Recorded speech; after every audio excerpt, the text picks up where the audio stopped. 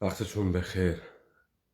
همونطور که پیش بینی میشد، سپاه پاسداران ناموجود قانونی و نامشروع انقلابی تحرکات رسانه‌ای خود رو آغاز کرد.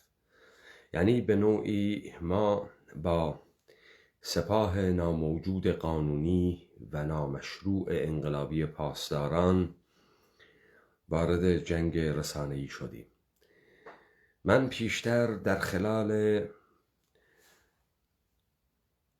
دادن این حکم‌ها و ادله‌ها و شواهدی که مطرح شد و امروزه میتواند افکار عمومی را نسبت به دولت آنوسی ایرانی تغییر بدهد، پیش بینی میشد که سپاه پاسداران و اربابانش بیکار ننشینند و هجمه‌های بسیاری را در راستای ترمیم این ضربه مهلک آغاز بکنند. خب ما در روز 18 دسامبر 2021 هستیم، اگر اشتباه نکرده باشم تاریخ رو. بله، 18 دسامبر 2021. هیچ دلیلی نداره برنامه پرگار BBC به برنامه‌ای به نام انقلاب فرزندان خود را میخورد بپردازد. هیچ دلیلی نداره. گرچه آقای کریمی میفرمایند مرگ ابوالحسن بنی صدر اولین رئیس جمهور و دادگاه حمید نوری دستاویز این برنامه بوده است، اما آقای کریمی، دادگاه حمید نوری چندین ماه است که برگزار شده. از مرگ ابوالحسن بنی صدر هم هفته‌ها می‌گذرد. چه چیز باعث شده شما این برنامه رو بسازی و آقای برزین و آقای عبدالله محتدی را به این برنامه دعوت بکنی؟ اگر در پی ضرباتی که ما به سپاه پاسداران ناموجود قانونی و نامشروع انقلابی زده ایم، برنامه ای نباشد در پی شناساندن و تأکید بر انقلاب بودن 57 باشد. یعنی شماها با دستگاه‌ها و ابزارهای بزرگ دولتی و میدیایی‌تان از پس این کلام حقیقی بر نخواهید آمد. برنامه پرگار BBC بی هیچ مناسبتی نه سالگرد بهمن است، نه سالگرد گذار به جمهوری اسلامی است. چه دلیلی داره آقای کریمی شما 1 هفته بعد از دیبیت های ما در مورد سپاه پاسداران وارد عمل شدی؟ برنامه پرگار BBC، عبدالله محتدی کومله. چرا عبدالله محتدی رو در مقابل ما گذاشتی؟ چرا عبدالله محتدی؟ نبود در این سرزمین کسی دیگری نبود تا شما عبدالله محتدی را بیارید. چون فکر میکنی که ما در منطقه قومی اتنیکی کرد تأثیر گذاشته ایم. عبدالله محتدی را میآوری که تأثیر کلام ما را از بین ببری.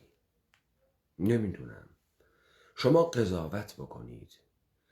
این تصادفی است؟ آیا به نظر شما این تصادفی است که بعد از 40 و اندی سال، 1 هفته بعد از آغاز دیبیت های ما، برای اولین بار جریان واقعی انقلابی امت کردی نامشروع بودن سپاه پاسداران از منظر انقلابیگری و ناموجود بودن قانونیش رو اعلام میکنه و حکم ابطال این نهاد باسترد رو صادر میکنه. خب بشنوید. من سعی میکنم این برنامه پرگار رو که موفق به دیدن تمامش نشدم و دقایق ابتداییش رو گوش دادم رو برای شما پلی میکنم و با هم تحلیل میکنیم.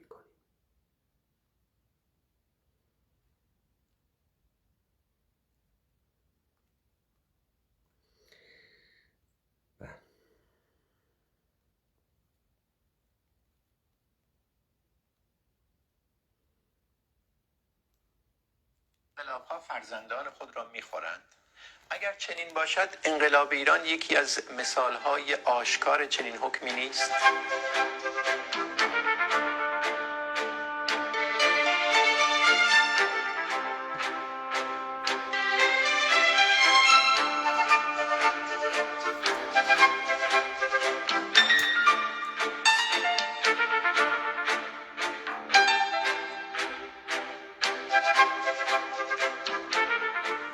سلام. سالی که رو به پایان است، رابطه پرتناقض انقلاب ایران با فرزندانش را دوباره آشکار کرده. فارغ از اینکه چه کسانی فرزندان انقلاب چطور سالی که روبروست رابطه پرتناقضش رو با فرزندانش آغاز کرده؟ چگونه اینجوریه آقای کریمی؟ توضیح میده. آقای کریمی، این برنامه از شم روزنامه‌نگاری شما ناشی شده یا از فرمانی که به مدیران شما داده شده، اربابی که میخواهد داستان 57 را تکرار کند در پی ضربات مهلک ما؟ حالا برنامه ها آغاز شد. این آغاز است با شما. آقای کریمی، سپاه پاسداران و دولت ایرانی من را خوب میشناسد. اربابان شما ما را خوب میشناسند. من این بازی رو دوست دارم. من دوست دارم شما وارد این جنگ رسانه‌ای بشید. لهتون میکنم. باور کنید. ادامه میدیم. انقلاب ایران شمرده می‌شوند. امسال در گذشت اولین رئیس جمهوری اسلامی ابوالحسن بنی سعد در تبعید و نیز دادگاه یک متهم کشتار سال 67 در سوئد بار دیگر نسل‌های شریک در انقلاب ایران را به یاد خشونت‌ها و حذف‌های دهه اول پس از انقلاب انداخت. چگونه مرگ آقای ابوالحسن بنی صدر در تبعید ما رو بیاد حذف‌ها و خشونت‌های اول انقلاب انداخت؟ چگونه؟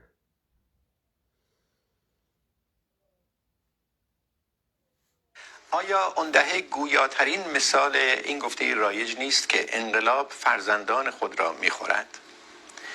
ولی این گفته که پس از انقلاب فرانسه رایج شد و در پس انقلاب‌های قرن 20 جانی تازه یافت تا چه حد دقیق است؟ آیا در نگاه موشکافانه خب توجه بفرمایید آقای کریمی و مهمانهای برنامه روی ترم انقلاب میستند و میخواهند این رو انقلاب بنامند. برای اونایی که نمیدونن، برای اونایی که زبانهای لاتین رو مبنای رفتاری خود میگذارن، من یه توضیح بدم قبل از اینکه ورود بکنیم به این بحث. ببینید، در همین زبان انگلیسی، فرانسه و آلمانی واژگان قلب معنا شدند، بخصوص از دهه 1970 به بعد، که اینها در پی جنبش‌های مختلفی که در شهرها و پایتخت‌های کشورهای توسعه یافته اتفاق افتاد به حک کردن ذهن مردم پرداختن. از آن دست قبضه کردن رسانه ها، از آن دست بی معنا کردن واژگان و مفاهیم بزرگ که شما داستان رابرت مورداک رو در بریتانیا و خرید روزنامه سان و شروع کردن از برملا کردن رازهای پشت پرده سیاستمداران و ظهور کسانی به نام متخصصین دانشگاهی در برنامه‌های رسانه‌ای هستیم. من به این خواهم پرداخت، اما من 3 نمونه انقلاب رو برای شما نام ببرم. اینهایی که بعد از اتفاقاتی که در اروپا می‌افتد اساس کلمه‌ای به نام یا مفهومی یا ترم سیاسی به نام انقلاب می‌شوند، revolution می‌شوند. انقلاب آمریکا. ببینید، مهمی انقلاب آمریکا در پی تحول ساختاری است که در جهان اتفاق می‌افتد. یعنی انقلاب آمریکا اولین نمود انضمامی ایده لیبرالیسم کلاسیک و آزادی بازار مکتب اسکاتلندی است. این انقلاب بایستی در جزیره بریتانیا اتفاق می افتاد، اما خاندان سلطنتی بریتانیا، طبقه آریستوکرات و مونارش بریتانیا این انقلاب رو در مستعمره خودشان آمریکا کردند. اما نکته‌ای که حائز اهمیت آغاز انقلاب آمریکا مورد توافق نیست. عده‌ای به ماجرای آتش زدن کشتی‌های چای در بوستون ربط می‌دهند در دهه 70 قرن 18 و عده‌ای دیگر آغاز انقلاب آمریکا را به پیمان میفلاور که پیورینتن ها در سال 1620 بعد از اینکه کشتیشون منحرف شد و در یک سرزمین ناشناخته‌ای لنگر انداخت و عوامل کشتی و دولت مستعمراتی را مجبور کردند که تعهدات اونها را بپذیرند، که اون سرزمین بعداً ماساچوست نام گرفت. من تعهدی رو که پیورینتن ها، کسانی که تحت ظلم کلیسای پروتستان بریتانیا بودند و از دست جیمز یکم فرار کرده بودند رو براتون میخونم. و خیلی ها آغاز انقلاب آمریکا را پیمان میفلاور میدانند، نه اتفاقات تمبر و مالیات بر چای و هیچ کدام. پیمان میفلاور بین 41 نفر بسته شد از پیورینتن هایی که بنابر وعده کتاب مقدس میخواستند سر تپه‌ای برای خود شهری بسازند. میگه ما امضا کنندگان زیر که برای تجلیل از پروردگار و بست عقاید عیسویت و تحصیل افتخار برای وطن اولین کوچنشین را در این سواحل دور افتاده تشکیل میدهیم. بر طبق این قرارداد با موافقت کامل رسما تعهد می نماییم که به منظور اداره و تنظیم روابط و اقدام و مجاهدت برای نیل به مقاصدی که داریم جامعه سیاسی واحدی تشکیل دهیم. همچنین به موجب این قرارداد متعهد می شویم که قوانین و مقررات و احکامی عادلانه وضع نموده و در صورت لزوم به تأمین محاکمی همت گماریم که بهتر در این هدف بکوشند و از همکنون اطاعت و انقیاد خود را در مقابل آرایی که این محاکم صادر می نمایند اعلام می داریم. پس اولین انقلابی که ترم رولوشن رو با خود همراه میاره تحول بنیادی نیست که صورت میگیره، یعنی انضمامی شدن ایده لیبرالیسم کلاسیک است. انقلاب دوم انقلاب فرانسه است.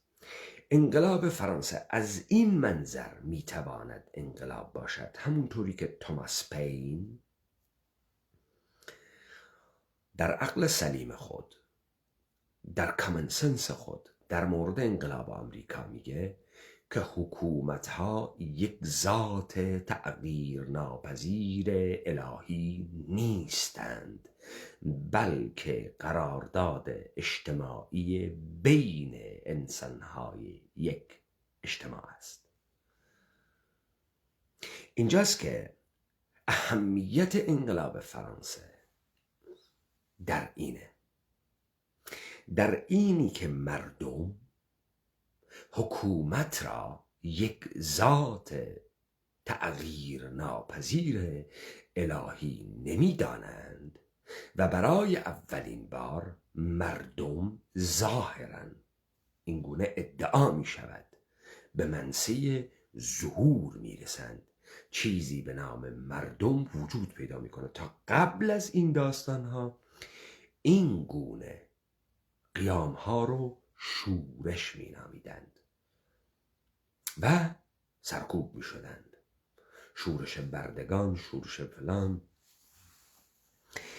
و اما انقلاب روسیه، اهمیت و تفاوت انقلاب روسیه با بقیه در اینه که در روسیه یک انقلاب لیبرالی کلاسیک اتفاق میفته، اما یک نیرو به نام نیروی بولشویک با ایده کمونیستی که ایده کمونیستی هیچ نیست جز به دست گرفتن قدرت حاکمه توسط طبقه کارگر. اصلاً پرولتر عنصر انقلاب و قدرتگیری ایده کمونیسم است.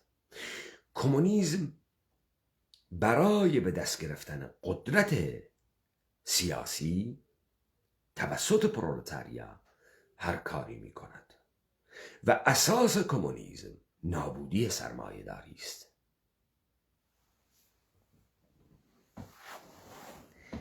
حالا چه از طریق مشی مسلحانه، چه از طریق مبارزات چریکی، چه از طریق جنبش‌های گسترده اجتماعی، چه از طریق جنگ طبقاتی، چه از طریق اتحاد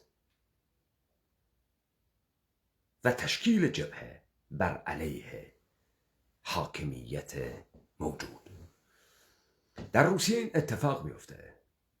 بولشویک هایی که در مقابل منشویکا در اقلیت قرار دارند انقلاب را قبضه می کنند، مصادره می کنند و فازش رو تغییر میدن.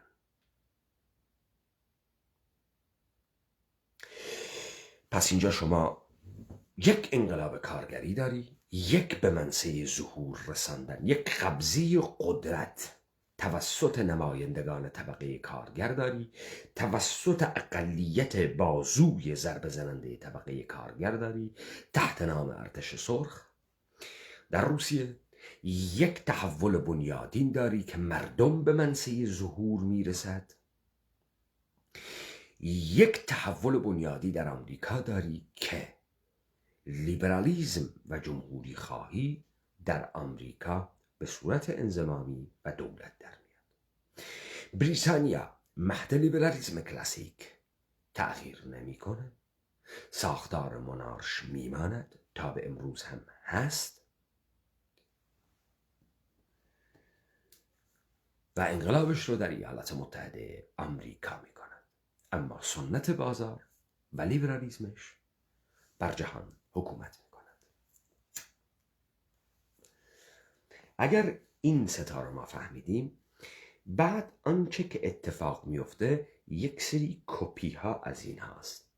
مثلا هر آنچه را که بعد از جنگ جهانی دوم تحت نام انقلاب بر علیه استعمار صورت میگیره، یک نوعی الهام بخشی است از حرکت ایالات متحده آمریکا. اما در این دوران شما شاهد انقلاب های چپ هم هستی.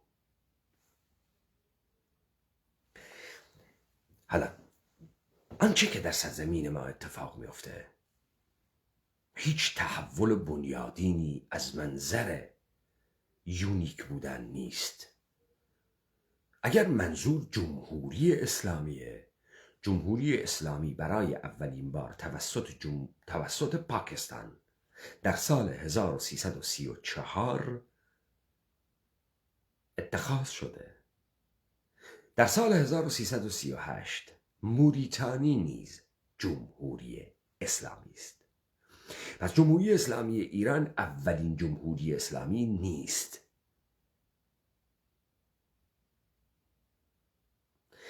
« 1334 خیلی قبل تر از خرداد 42 آیت الله خمینیه که مقطع آغاز حرکت این رهبر فرزانه رو در نظر میگیره. کار به این ندارم که ما از 1989 شاهد یک سری ترم های دیگر هستیم که به رولوشن بسته میشه. انقلابات مخملین، انقلابات رنگین ساخته دست CIA، نهادهای امنیتی بعد از سرکوب 60، یک نوع نمایش های خیابانی برای تغییر و جابجایی سیستم جامعه انجام میدند و اینجا مردم هیچ نقشی نداره به جز نمایش های رنگین خیابانی. هیچ اتفاقی نمیفته، هیچ تحول بنیادینی صورت نمیگیره. بلوک شرق کلاپس کرده، اتحاد جماهیر شوروی تمام می شود. بعد ما شاهد یک سری از این نمایش های رنگین هستیم. خب پس ما می دانیم که مفاهیم تغییر معنا دادند، تغییر کارکرد دادند. ما برمی گردیم به ادعایی که 40 خورده سال پیش و برداشتی که 40 خورده سال پیش بایستی از انقلاب می شد. و طبق تحلیل ما آنچه که اتفاق افتاد انقلاب نبود، گذار به جمهوری اسلامی بود. چه چیز، کدام قدرت ارتش را بی‌طرف کرد؟ کدام قدرت ساواک را منحل کرد؟ کدام قدرت شاه را وادار به ترک سرزمین کرد؟ کدام قدرت؟ زور مردم در خیابان یا یک ارباب بزرگتری که پس پشت این تغییر قرار داره ولی یک نمایش واقعی از این تغییر میدن؟ چرا علی خامنه ای از اجرای پروژه جانشینی میترسه؟ به خاطر اینکه مهرهای پایین دستی مردمان عادی نمیدونن این انقلاب نیست، نمیدونن این موفقیت اونها و مبارزه اونها نیست، بلکه این یک پروژه مهندسی شده است. در بیخبری و هدایت اونها دارن از اونها بهره کشی میکنن. یک جاهایی اینها به تضاد برمیخورند و این تضادها از اونجایی که عمق نداره، قدرت نداره، به راحتی میشه سرکوب کرد. عین اون داستانی که 57 اتفاق افتاد. حالا ما میریم سراغ این برنامه BBC. این رو که من در ابتدا براتون گفتم واجب شماها بدانید که اینها چرا رو ترم انقلاب وای میسن. BBC فارسی آقای کریمی رفته عبدالله محتدی و برزین را آورده و میگه انقلاب فرزندان خود را میخورد و در آن رو ترم انقلاب مانور میدن بی هیچ مناسبتی. حالا ما در وسط داستان برمیخوریم که اصلا واقعا به اینجاها میرسند. اون بهونه‌ای که از اول میگه مرگ ابوالحسن بنی صدر اولین رئیس جمهور در تبعید، دادگاه حمید نوری بعد از 2 سال بهش میپردازیم. خب برمیگردیم به برنامه پرگار. ممکن نیست به این نتیجه برسیم که این فرزندان هستند که انقلاب را میخورند و پوسته بدمنظر از آن باقی میگذارند. در بحث این هفته عبدالله محتدی از مبارزین با سابقه چپ که در انقلاب ایران مشارکت فعال داشت معتقد است که نه انقلاب بلکه روندهای پس از انقلاب بود که فرزندان اون را بلعید. ولی سعید برزین روزنامه‌نگار میگوید در سرشت هر انقلاب خشونت یادتون باشه گفت عبدالله محتدی از مبارزان چپ، یادتون باشه این نهفته است که در درجه اول فرزندان انقلاب در آن میسوزند. خیلی خوش آمدید آقای محتدی. این قضاوت شما بر اساس چه مشاهدات و چه استدلال‌هاییه؟ ببینید، در وهله اول وقتی از واژه انقلاب صحبت میشه همه از آن متوجه خشونت این تحول میشن، در حالی که به نظر من خشونت گرچه خیلی از انقلاب ها خشن بودن اما نه همشون.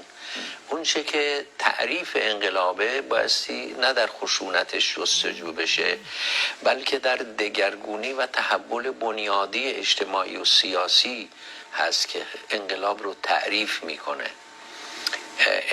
چه تحول بنیادین و سیاسی در ایران شاهنشاهی اتفاق افتاد. شاه رفت ولی مطلقه فقیه آمد، آریاییگری رفت، شیعه‌گری آمد، تمدن بزرگ پارسی رفت، امت بزرگ شیعی آمد. چه تحول بنیادینی صورت گرفت آقای محتدی؟ چه اتفاقی افتاد؟ کمونیستی شد؟ کدام تحول؟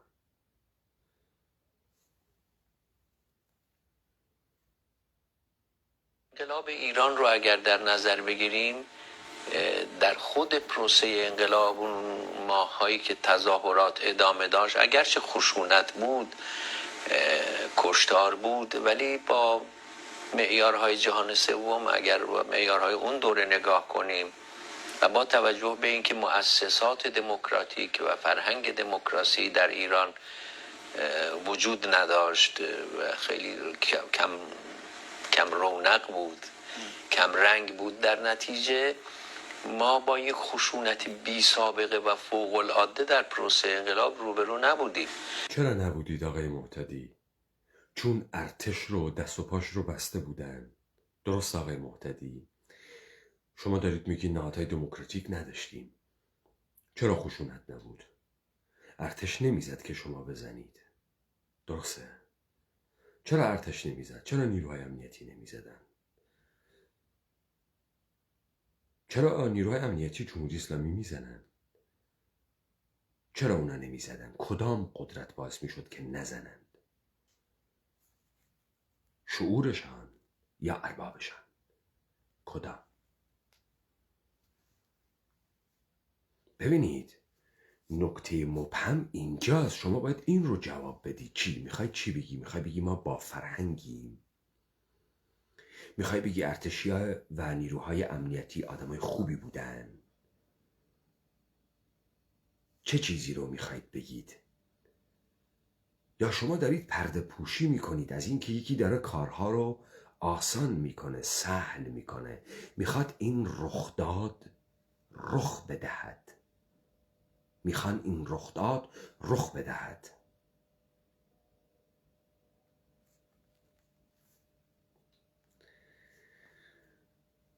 بذار من یه مثال بهت بزنم آقای محتدی. انقلاب روسیه در پی شورش عظیم مردم در خیابانها درگیری با نیروهای امنیتی، ترک نکردن خیابانها و حمله به پادگانها، درگیری با نیروهای مسلح و دوباره خالی نکردن میدان بود. انقلاب فرانسه، حرکت زنان فرانسه به طرف کاخ ورسای، فتح کاخ ورسای بود. آنچه که تو در ایران بهش میگی انقلاب، از دیماه 1356 به صورت یک سری کارنوال‌های خیابانی در مراسم‌های مذهبی اسلامی به نام شب 40 و شب شهدای فلان و شب فلان در شهرهای مختلف بی تأثیر اتفاق میفته. مثلا در اصفهان هم تظاهرات بشود، چه اتفاقی میفته وقتی تو پاستور رو نگیری؟ چه اتفاقی میفته؟ مثلا 3 میلیون نفر در تهران سال 88 در تهران به خیابان آمد. چه اتفاقی افتاد؟ به راحتی جمهوری اسلامی سرکوب کرد، سر تظاهرات ها رو گرفت، نیروهای سرکوبگر رو تو خیابان ها ریخت، مانور قدرت داد، همه رو جمع کرد. مردم هم برد کهریزک، با باتون به مردها تجاوز کرد. آقای محتدی، جمع کردنش خیلی راحت بود، جمعشم کردن. حرکت هم میلیونی بود. مردم هم از این ناراضی تر نمی شدند. در چهارچوب مشروعیت حاکمیت هم حرکت کردند. پس اینی که تو نمایش های کار و فرصت پیدا میکنی هر 40 روز یه باروی شهر رو بیای در شلوغ بکنی، یه اتفاقی داره میفته، یه دستهایی پشت این پرده است. تو مردمی رو نمیبینی بیا تو تهران دیگه بر نگرده، بیا تو خیابون حمله بکنه به کاخ نیاوران، با نیروهای امنیتی درگیر بشه، به طرف پادگان ها حمله بکنه. این آنچه که در روسیه تحت نام انقلاب کلاسیک لیبرالی اتفاق افتاد و بعد بولشویک‌ها مصادره کردند. چه اصراری دارید از این کلمه انقلاب به کار میبرید؟ شما به کار میبرید، خمینی به کار میبره، سپاه پاسداران به کار میبره و همتون میخواید این ترم رو حفظ بکنید. حالا آقای محتدی ادامه میده. خشونت در واقع بعد از انقلاب بود. خشونت بعد از انقلاب بی سابقه و غیر. خشونت بعد از انقلاب بود. آقای محتدی یک حکومت قوام یافته 50 ساله با گارد جاویدان، با ارتش 400,000، 5مین ارتش دنیا، با نیروی شهربانی، با دستگاه آموزش دیده و آب دیده ساواک، بدون خشونت و در حد اقل خشونت به گذار و تغییر رسید. بعد خشونت ها بعد از انقلاب، شما انقلاب کردی بی خشونت، بعد برای استقرار و قدرت و دیکته کردن پروژه دچار مصیبت شدید. به همین خاطر الان نمیخواید اون کار رو تکرار کنید، چون اون دفعه دچار مشکل شدید. حالا این دفعه میخواید اصلا اسم انقلاب رو نیارید، بهش بگید گذار به دموکراسی، طرح آشتی ملی، بلوغ سیاسی مردم ایران. چون میخواید از همین حالا سهمخواهی هاتون رو بکنید، تمام باج ها رو دادید، چیزی تو دستتون نیست، ارباب داره بهتون میگه با ما نمایش بدید، حق و حقوقتون سر جاشه. درسته؟ چرا شما نمیگید دلیل نبود این خشونت ها یا حداقل بودن این خشونت ها چیست؟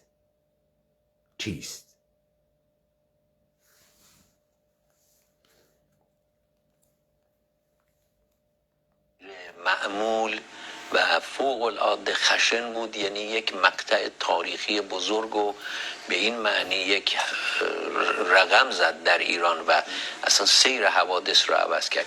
به 2 دلیل این انقلاب خشونت رو به دنبال آورد، با خودش آورد. یکی این که این انقلاب از یه مقطع کاملا معلوم بود، از یه مقطعی به بعد هژمونیش یا سلطش یا سکانش افتاد در دست یک جریان تمامیت‌خواه و توتالیتر. شما این رو از مهر و آبان 1357 از تاسوعا و عاشورا میتونستید ببینید. شعارهای دیگه ممنوع شد. اون تنوع انقلاب و تکثرش از بین رفت و سرکوب شد. موتورسوارهای حزب الله در اطراف خب این حرف آقای محتدی و دلایلی که میاره درسته. خب این در حرفای ما رو اثبات میکنه. آقای محتدی میگه که دو چیز باعث این خشونت‌های وحشتناک بعد از 22 بهمن یعنی اعلام بی‌طرفی ارتش شد. اولیش تمامیت خواهی عده‌ای که شعارها رو در تظاهرات ها عوض کردن، از آبان و مهر، تاسوعا و عاشورا. خب حالا برمیگردیم این دوتا رو گوش میدیم تا من اینا رو توضیح بدم.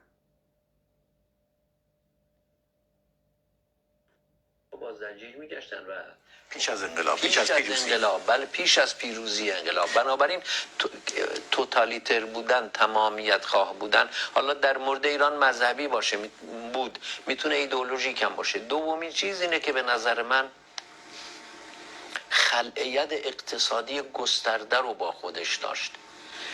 بسیار عالی آقای عبدالله محتدی. کسی هست الان خودتون رو محاکمه بکنه؟ من عذر میخوام. خب آقای محتدی گفت دو دلیل داشت. دلیل اول، از آبان و مهر 57 عده‌ای سعی در تمامیت خواهی در اعتراضات کردن. حزب اللهی هایی که با موتور، البته اون موقع حزب اللهی نبود، منظور مذهبی ها هستن، با موتور در کنار تظاهرات حرکت میکردن و هر کسی که شعارهایی بجز جمهوری اسلامی میداد رو با زنجیر میزدند. که این زیر اقتدار شاه ها. احیانا اینا تظاهرات کننده انقلابی بر علیه شاه هستن که نیروی سرکوبگرم در اون خودشون دارن. با فراغت خیال. اتفاق دوم، خلعیت و مالکیت کردن گسترده. این دوتا مهمه که آقای عبدالله محتدی گفت. هر دوتا ثابت میکنه که این انقلاب نیست. ببینید، شما تصور بفرمایید الان عده‌ای بر علیه خامنه‌ای به خیابان میان. از همین عده‌ای که بر علیه خامنه‌ای به خیابان آمدن، عده‌ای چنان احساس امنیت میکنن هر کسی رو که میخواد شعارهایی بجز شعارهایی که مورد پسند اینها میده رو میگیرن میزنن. این انقلابه یا سفارش انقلابه؟ این انقلاب یا هماهنگی برای ایجاد این جمعیت هاست و هر انسان بیخبری که در درون این جمعیت ها قرار میگیره، اون تیمی که این جمعیت ها رو درست کرده، این رو از این حلقه بیرون میندازه تا نمایش آنچه که تو بهش میگی انقلاب تکمیل بشود. چون هیچ کسی نه خمینی رو میشناسه، نه خمینی ایده انقلابی داره، نه دوگانه مستکبر و مستضعف داره، نه هیچ اینسپایری از این مردم کرده، نه تا بهار 57 طبق حرفهای قطب زده کسی اینو میشناسه. این رادیو BBC، رادیو اسرائیل که خمینی رو به عنوان رهبر انقلاب معرفی میکنه.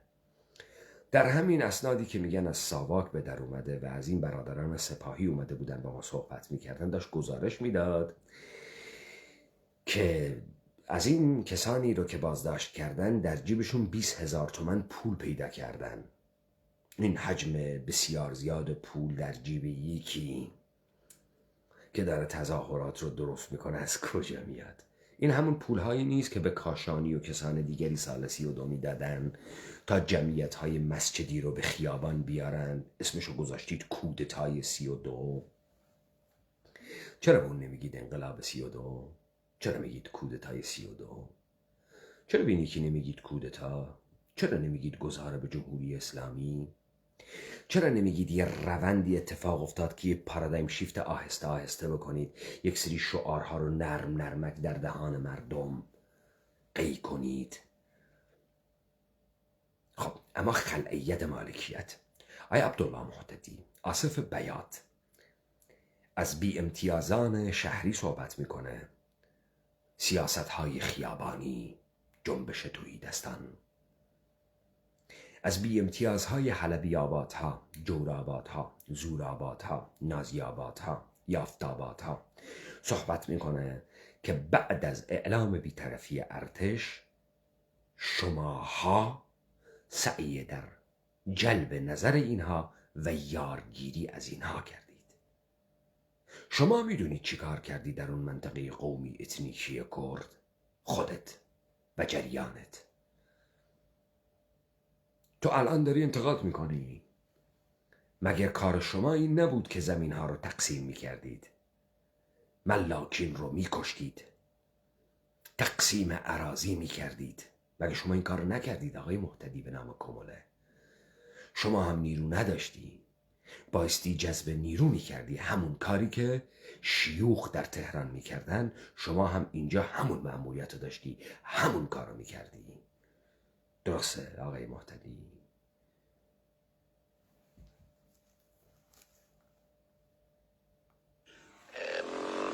بدون اینکه هیچ خصلت مترقی یا ادعایی داشته باشن در این زمینه یا خصلت چنینی داشته باشه، چرا میگید خصلت تو مترقی بود دیگه؟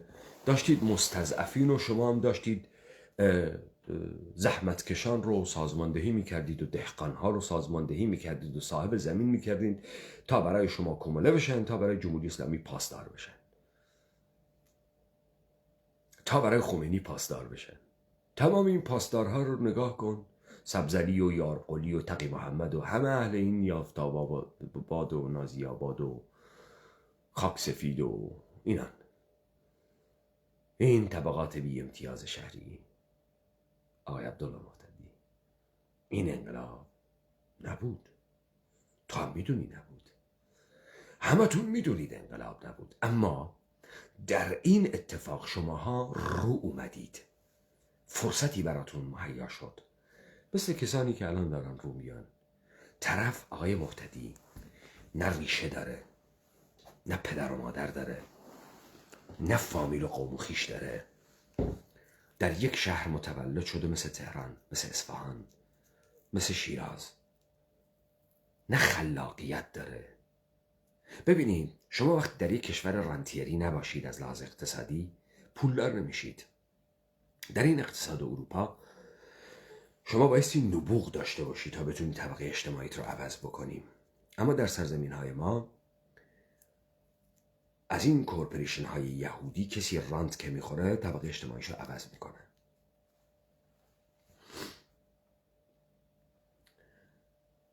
کسی که تو تهرانه نه عقبه اجتماعی داره، نه فامیل داره، نه قوم و خویشی داره، یه ایزوله تنها، مجموع فامیلش اگه باباش بمیرن 5 نفر نیست بیان سر قبر باش برای تشییع جنازه. این چطور فکر میکنه که میتونه تغییری در ایران ایجاد بکنه که الان عین ملخ در این شورای گذار و در این یهو سر در آوردن؟ کیان اینا؟ هیچ کدوم از اینا یک ایده انقلابی ندارند، هیچ نبوغی ندارند، هیچ. طرف چطوری فکر میکنه در این بازی قدرت احیانا به نان و نوایی میرسه؟ اگر کارمند نیست، اگر بهش مأموریت ندادن، اگر حقوق نمیگیره، اگر بهش وعده‌ای ندادن. شما هم رو آمدید. چند سالتون بود؟ سال 57. چه کاره بودید؟ هیچ. یه اتفاقی افتاد، شما همه نامدار شدید، یه برخور جامعه، شما شدید صاحب یه چیزی، بهتون یه نامی دادن، یه موقعیتی دادن، یه بازی بکنید. شما الان شغلت شده کمله بودن، درآمدت کمله بودنه، حقوقت کمله بودنه. شما خودت 40 سال کموله‌ای، بیا ببینم در این تز چپت چیزی داری. بهت گفت مبارز چپ، ولی الان تو داری میگی خلع مالکیت کردن. اون کارهایی که اول انقلاب کردید چه بود؟ چه پول بازی بود؟ چه بود اون کارهایی که اول انقلاب کردید؟ اگه تو چپی، اگه تو مبارز چپی، شما چپی یا چپولی؟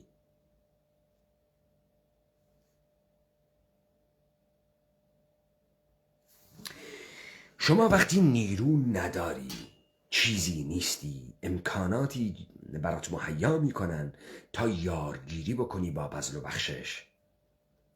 در این اقلیم کردستان عراق هیچ کدوم از این حزبها به نام اتحاد میهنی و پارتی اون عمق اجتماعی را نداشتن. میدونید بعد از 2003 چه کار کردن؟ شروع به خرید مردم کردن با توزیع پول نفت و دلارهای آمریکایی. به هر خانواری 3-4 نوع حقوق میدادن. حقوقهای انفالانه، شهدای حلبچه، پیشمرگه‌های قدیمی، پیشمرگه‌های الان، تبعیدیان قدیمی، تبعیدیان جدید، خانواده شهدا، پیشمرگه‌های کهن. خانواده بود 6-7 تا حقوق میگرفت. آنها رو خریدن تا وزن پیدا بکنن، تا مردمانی از اینها حمایت بکنن. اینا که هیچ ایده‌ای نداشتن، هیچ الهام بخشی بیش کسی نکرده بودن. سال 91 این آقای آمریکا بود صدام حسین رو میخواست ساقط بکنه. تا کاخهای ریاست جمهوری صدام حسین رفت، از شمال و جنوب خواست که مردم قیام بکنند. براشون نامه‌هایی توسط هواپیما و لیفلت‌هایی پخش کرد که تشویق به قیام بکنند. و این جاش خفیفه بود که قیام کرد.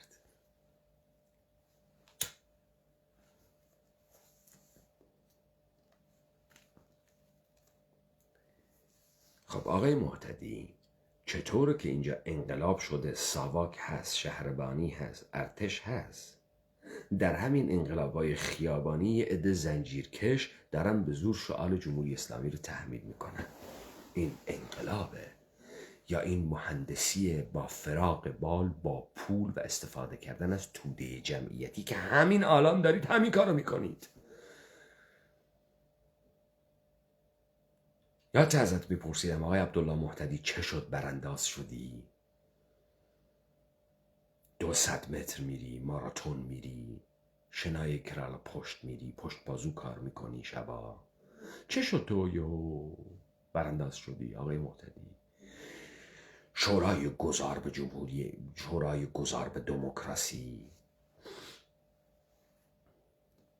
آره، کی داره شما رو مهندسی میکنه؟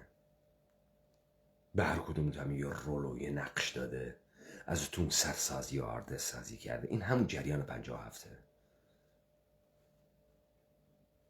مقایسه ندارم ولی به هر صورت در این به نظر من با بعضی از انقلاب‌ها شریک بود که یک خلعیت گسترده عده‌ای آمدن و ملک و ثروت و اموال کسان دیگه رو که صاحب ملک بودن، صاحب ثروت بودن، صاحب صنایع بودن، صاحب خانه‌ها و مزارع بودن گرفتن و برای این دو، برای تثبیت این دو، یعنی خلیت سیاسی و خلیت اقتصادی، توتالیتاریسم سیاسی و ایدئولوژیک مذهبی به اضافه خلیت اقتصادی، اینها به یک دستگاه سرکوب خیلی اساسی احتیاج داشت. مردم زیر بار نمیرن به طور معمول. این نظریه شما آقای مهتدی وقتی استوار میمونه که شما بتونید یک تمایز مشخص و قابل رؤیت قرار بدید بین انقلاب و پسا انقلاب. چنین تمایزی وجود داشت در شرایطی که خودتون میگید از آبان و آذر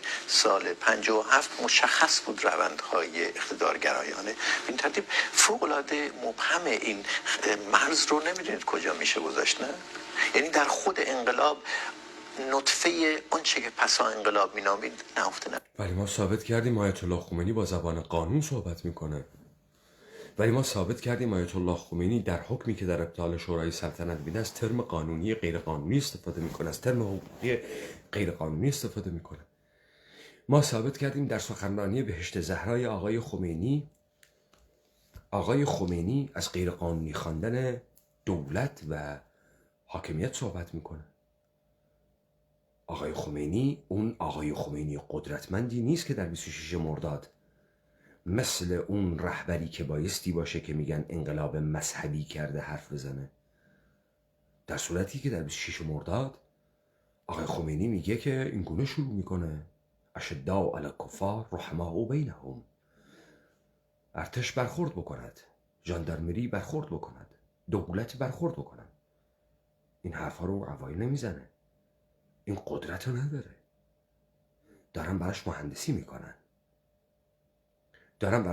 میکنن، ساواک همکاری میکنن، ارتش همکاری میکنه از ارباب بزرگتر، از اونایی که مستشارانشون اونجاست و ارباب ایناست.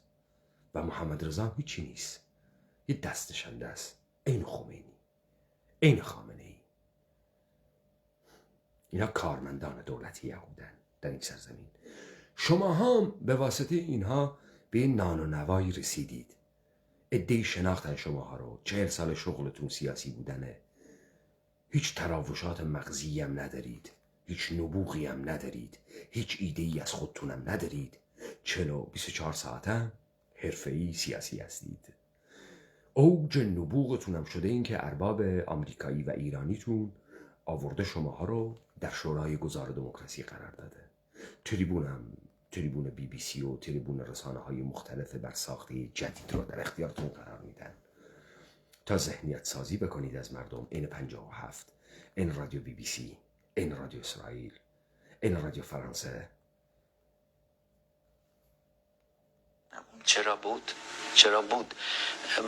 همه جای ایران اینطور نبود. من از منطقه میام، از کردستان میام شخصا، که این خصوصیات به این شکل درش وجود نداشت. اصلا یه انقلاب مذهبی اتفاق نیفتاد. اصلا به این معنی انقلاب اسلامی در بخش زیادی از مناطق کردنشین ایران اتفاق نیفتاد. جنبشی بود، اعتراض بود، حرکت بود، انقلاب بود. جنبش بود، اعتراض بود، حرکت بود. انقلاب نبود. دروغ داری میگی. هیچ کسی نمیدونه چی میخواد. شما دارید دروغ میگید.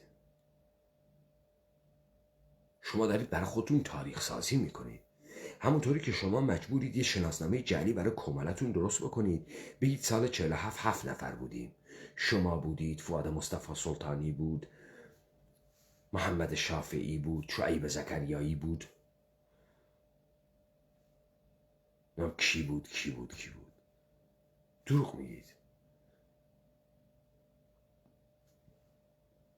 شما رو برادرتون صلاح محتدی با جلال طالبانی که با دست نشانده و پرورده و ساخته شده دولت یهود ایرانی بود وارد بازی کردن. بهتون اسلحه دادن، بهتون پول دادن تا شما خودتون رو بتونید سازماندهی بکنن. چرا؟ تا شما رو در مقابل حزب دموکرات قرار بدن. چرا؟ به خاطر اینکه حزب دموکرات و شما قرار بود نقش آشوب رو بازی بکنید تا سپاه ناموجود قانونی سر در بیاره. از اونجا هم که امکان داشت شما فرانکنشتاین بشید و یهو قدرت بگیرید، یهو امکان داره از کنترل خارج بشید، در مقابل دموکرات شما رو هم درست کردن. این همین حالا مثلا مکتب قرآن رو دیدی، احمد مفتیزاده مکتب قرآن باعث مرگش میشه، اما گردن سعدی قریشی، محمد امینی و فؤاد روحانی رو پهن‌تر میکنه. مثل این میمونه این سیگار رو من میکشم، منو میکشه، تو میکشی، تو رو چاق میکنه، چون سیگار سمیه. مکتب قرآن احمد مفتیزاده رو میکشد، فؤاد روحانی و سعدی قریشی و حسن امینی رو گردن کلاف میکنه. فؤاد روحانی و قریشی رو درست میکنه، حسن امینی هم در مقابلشون میذاره. شماها رو 2 تا 3 تا تکه میکنه تا در مقابل هم دیگه قرار بگیرید، تا اون قدرت نداشته باشید یهو به فرانکنشتاین تبدیل بشید. شما رو میسازن. شما خودتون رو نساختید. تو اگر رهبر بودی کسی نمیتونست انشاء بکنه. تو رهبر بودی، جرأت نداشت انشاء بکنه اسم کامله بر خودش بذاره. جرأت نمیکرد چون تو رهبر بودی. کسی جرأت نمیکنه آخی از کردوار سر بخور از من بگیره، چون من خودم پای گزارش بودم. تزش از آن خودمه، متنش از آن خودمه. کسی نمیتونه از این کارا بکنه. کسی نمیتونه از این شامورتی بازی ها در بیاره. هر کسی اومده دورو برای ما از این شامورتی بازی ها در آورده، دومشو گرفتیم انداختیم بیرون. هیچی هم نمیتونه بکنه. تو چه؟ تو کی برات ساخته؟ داری؟ چیزی از خودت داری؟ نداری؟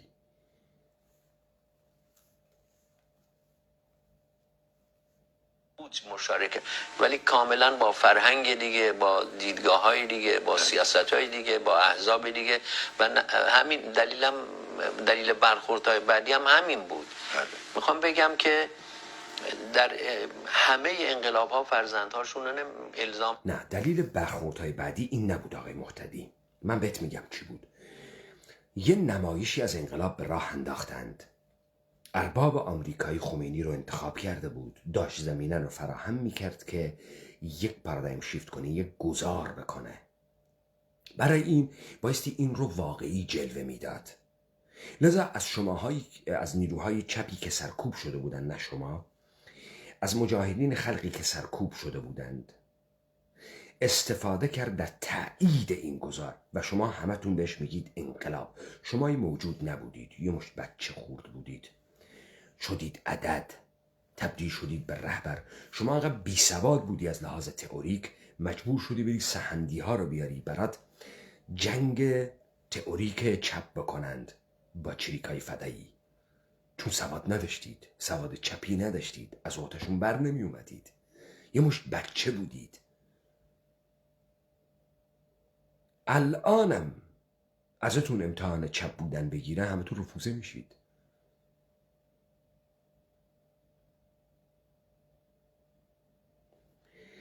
همونهایی که تو زندان بودند،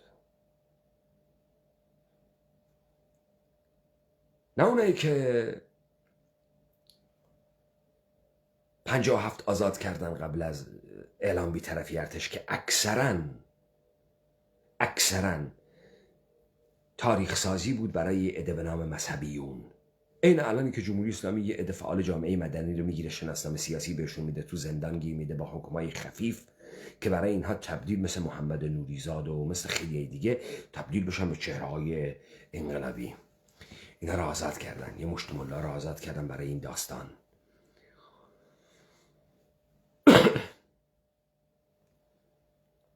بعد چون نمایش بود، قرار بود همه باور بکنن، حضور شماها واجب بود. مجاهدین و فداییون بود. 25 بهمن اینا جدی گرفته بودن داستان رو، رفتن سفارت آمریکا رو گرفتن، قشنگ دولت موقت رفت دومینا رو گرفت انداخت بیرون، تا 13 آبان خود خمینی این کار رو بکنه. قرار خمینی نشون بده ضد آمریکاییه. بعدش هم اون ماجرای احمقانه تبس که قرار 2 هلیکوپتر و هواپیمای پیزولی رو فرستادن، که قرار 400 خورده گروگان رو اینها باید ببرند با 2 هلیکوپتر. نمایش مفتضح تبس بهش برمیگردیم. ما هنوز دیبیت همون رو در مورد اینها نکردیم که اینها همه کردیت میشه برای خمینی تا بتونه جمع بکنه شما رو جمع بکنه. شما نمایش میدی برای خمینی تا خمینی بتونه سپاه پاسداران درست بکنه. اما خامنه‌ای نمیخواد این بار از این کارا بکنه. خیلی سخت بود اون سالها، نزدیک بود مجاهدین خلق خمینی رو بکشه، نزدیک بود. من نمیخورن. من میتونم به نمونه‌های اشاره بکنم. مثلا فرض بکنید انقلاب آمریکا نه بعداً به خشونت عجیب و غریبی تبدیل شد و دست زد و نه اونطور فرزندان خودش خورد. ببینید آنچه که من به نام انقلاب آمریکا نامیدم آقای مهتدی، شما نه گزارشش رو داری، نه توان تحلیلش رو داری. نقطه مهم انقلاب آمریکا اونی بود که من بهت گفتم، انضمامی کردن نظریه لیبرالیسم کلاسیک و دولتی کردنش در اجرا کردن مکتب اسکاتلندی بازار. همینو بس آقای محترم.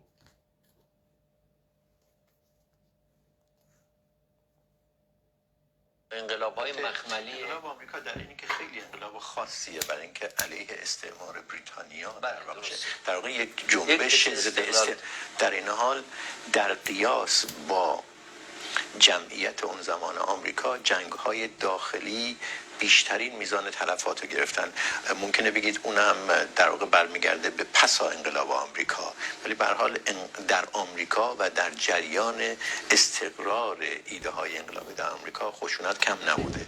فکر میکنم اون انقلاب رو میشه بیشتر جنگ‌های استقلال طلبانه نشون داد، ولی انقلاب‌های مخملی که از 1989 به بعد این از اون ترم‌های بی محتوای مزخرف دنیای جدید تغییر یافته در زیر نظم الهیاتی حاکمیتی است. یا تو میاد گفتم توماس پین میگه که دولت یک ذات الهی تغییر ناپذیر نیست، بلکه یک قرارداد اجتماعی است.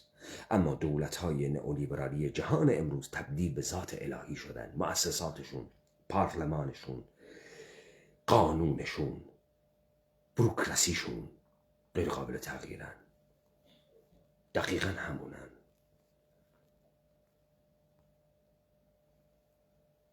و با سقوط اتحاد شوروی و کشورهای اقمار شوروی در اروپای شرقی اتفاق افتاد، یک دگرگونی سیاسی خیلی بزرگ بود.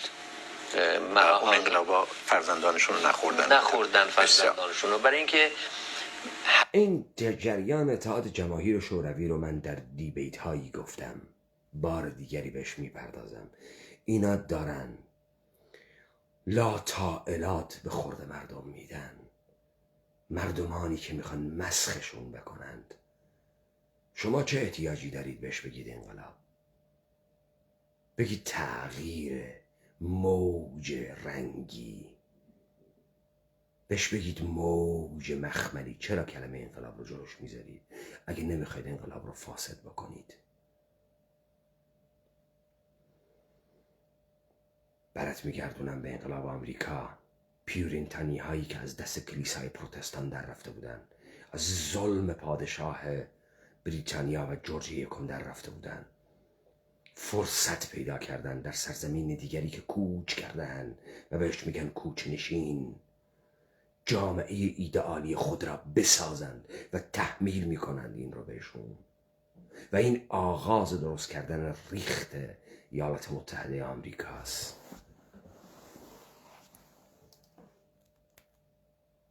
شماها کدوم ریخت میخواستید بیارید؟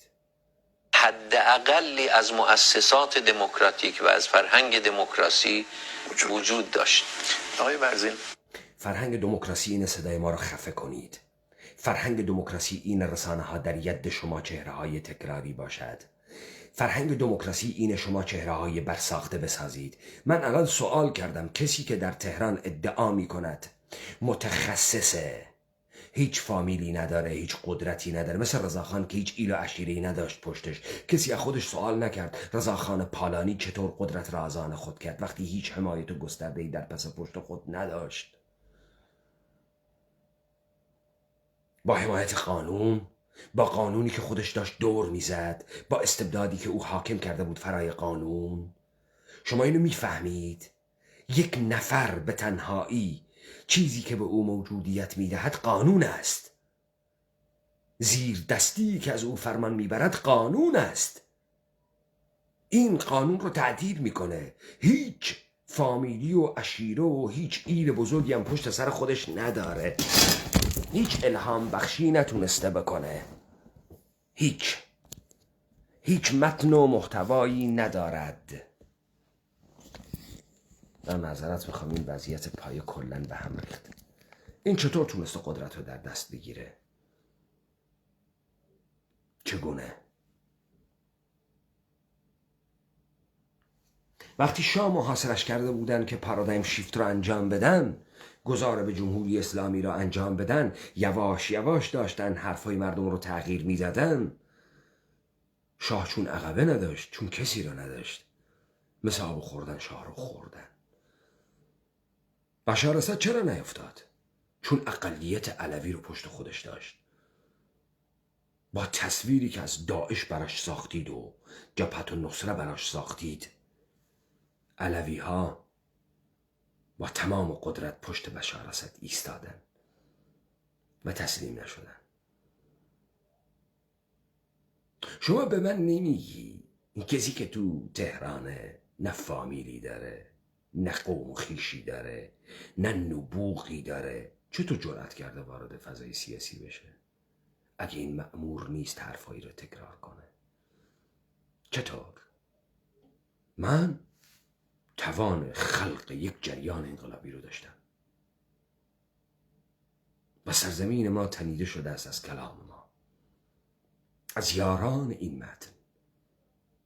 دارید میبینید ریشم در این خاک داریم، هزاران نفرم قوم و خویش و فامیل داریم.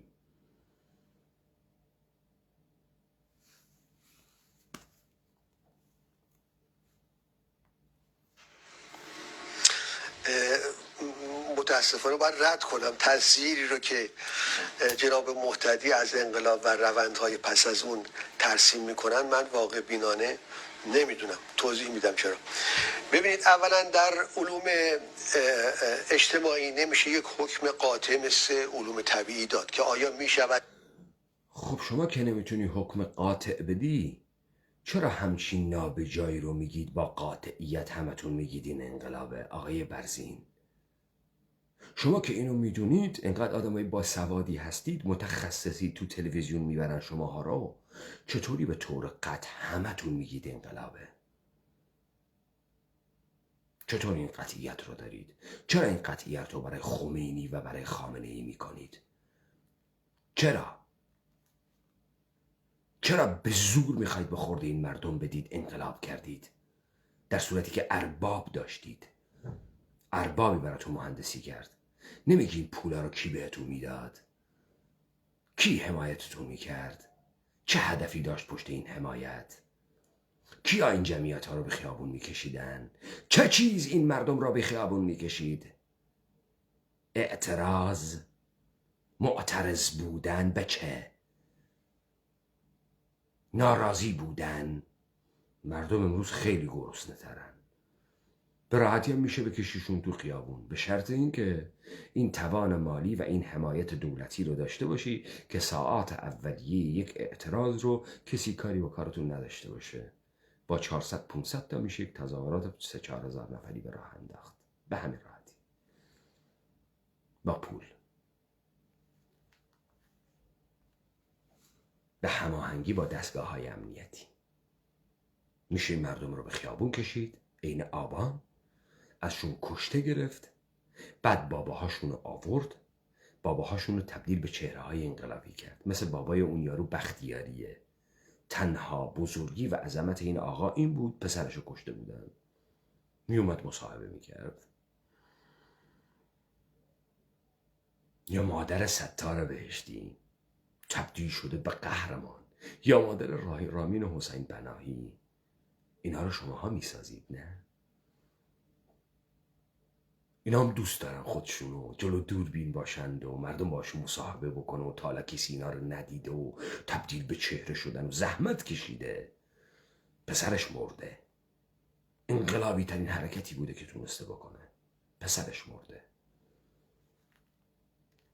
از شهوت خودنمایی انسان ها استفاده میکنند، از تنهایی انسان ها، از گمنامیشون استفاده میکنند، اینا رو صاحب نام میکنند تا مسیر رو باشون هدایت بکنند.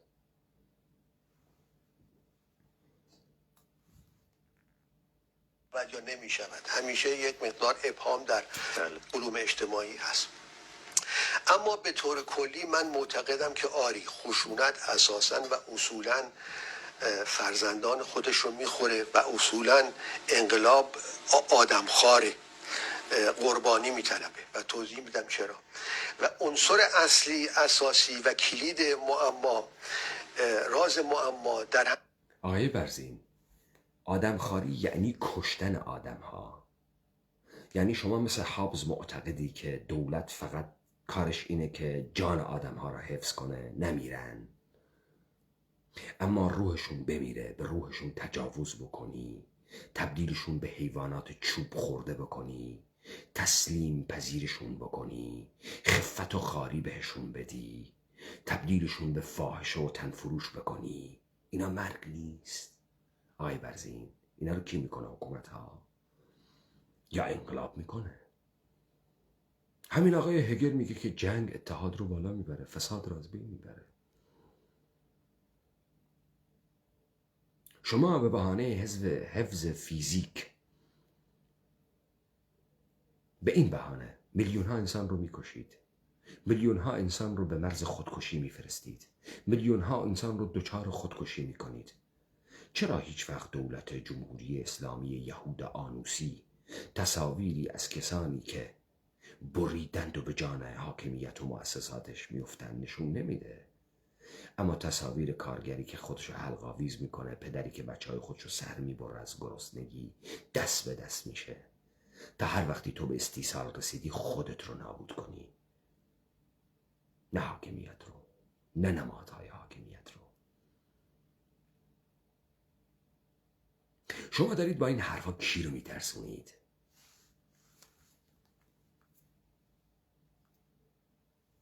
همین مسئله خشونته که بهش اشاره کردم.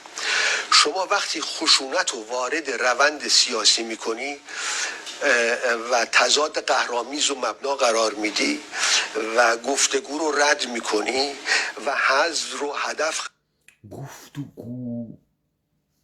گفتگو آقای برزین قدرت اجرایی میخواهد. یعنی تو بایستی بتونی در این گفتگو زوری داشته باشی که طرف رو مجبور به پذیرش و عدول از تمامیت خواهی خودش بکنی. این اهرم چگونه در دست ما مردم است؟ برزین، اگر اهرم قانون رو میگی، خمینی اولین قانون شکن است. اگر قانون رو میگی که من و تو رو احیانا هموطن میکنه و تو به پشتوانه قانون فکر میکنی مؤسسات دولتی رفتار قانونی میکنند، سپاه پاسداران ناموجود است از لحاظ قانونی. حالا چه ضمانتی داره این هیولای باسترد رو تو بتونی از این جامعه بیرونش کنی؟ چه چیز؟ گفتگو که زور پشتش نباشه به جایم میرسه.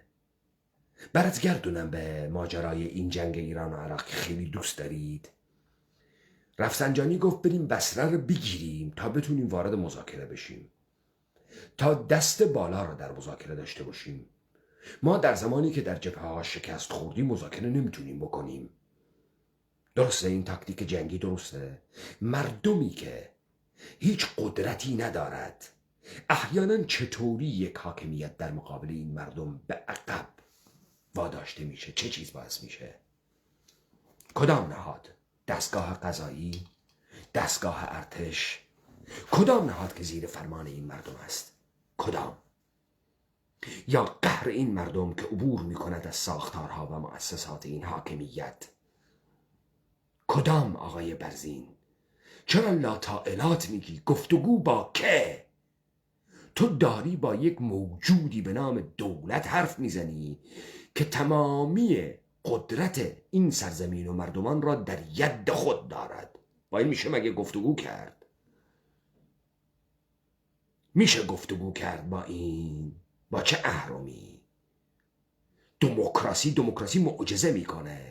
بگی دموکراسی همه چیز حل میشه. عجی مجی لا تلجیه، ورد دموکراسی همه چیز عوض میشه. آقا دموکراسی پاسداره حالش خوب میشه. آقا دموکراسی علی خامنه‌ای عقب نشینی میکنه. آره ورده. چگونه از حاکمیت برای حفظ ثبات در یک جامعه احتیاج به دستگاه امنیتی، زندان، پلیس، قوه قضاییه، برای حفظ امنیت مرزها احتیاج به ارتش دارد، ما مردم احتیاج به چه داریم؟ به چه احتیاج داریم؟ چرا ما رو خلعیت میکنید؟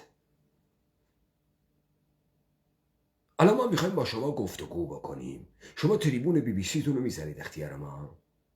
مگه شما برای مردم نیستید؟ چرا توتالیتاریسم الیتی میکنید؟ چرا از مردم عادی بدتون میاد؟ چرا میخواید همیشه شماها قی بکنید تو ذهن مردم عادی؟ چرا نمیذارید مردم عادی بیاد صحبت کنه؟ مردم باشه مثل من. چرا این امکانات در اختیار ما نیست؟ هیچی در اختیار ما نیست. اگر این شبکه‌های اجتماعی هم نبود، ما نمیتونستیم شما رو منکوب بکنیم. گفتگو چگونه؟ به چه صورت؟ دارید پروژه خامنه‌ای و سپاه پاسداران و ارباب آمریکاییتون رو پیش میبرید. آقای برزین 2003 ایالات متحده آمریکا تمام استخبارات عراق رو به ایران داد، یک کشور دشمن عراق. 1000 میلیارد دلار به اعتراف حسن عباسی ارزش سندهای استخبارات عراق بود. این میدونی یعنی چه؟ یعنی ارباب آمریکایی توله یهودی خودش رو به جان مردمان این بخش از کردوار انداخته. اسناد استخباراتی میدونی یعنی چه؟ یعنی 80 سال کار جاسوسی دولت عراق در منطقه و در خاک خودش. کی با کی ارتباط دارن؟ کی با کی همکاری میکنه؟ کی چه قدرتی داره؟ کی چه نفوذی داره؟ کی نقطه ضعفش کجاست؟ همه اینا تو ید دولت ایرانیه. طبق اعترافات بسیجی های خودشون 456 خلبان جنگنده های عراقی رو کشتن از 2003 تا حالا، ترور کردن. میگید نه، اونایی که تعقیب میکنن برن دنبال کنن. نابودی هویت یک استیت برای اضمحلال در دولت موعود یهود با آمریکا آخرین هیکل ناسیونالیسم عرب صدام حسین رو زد.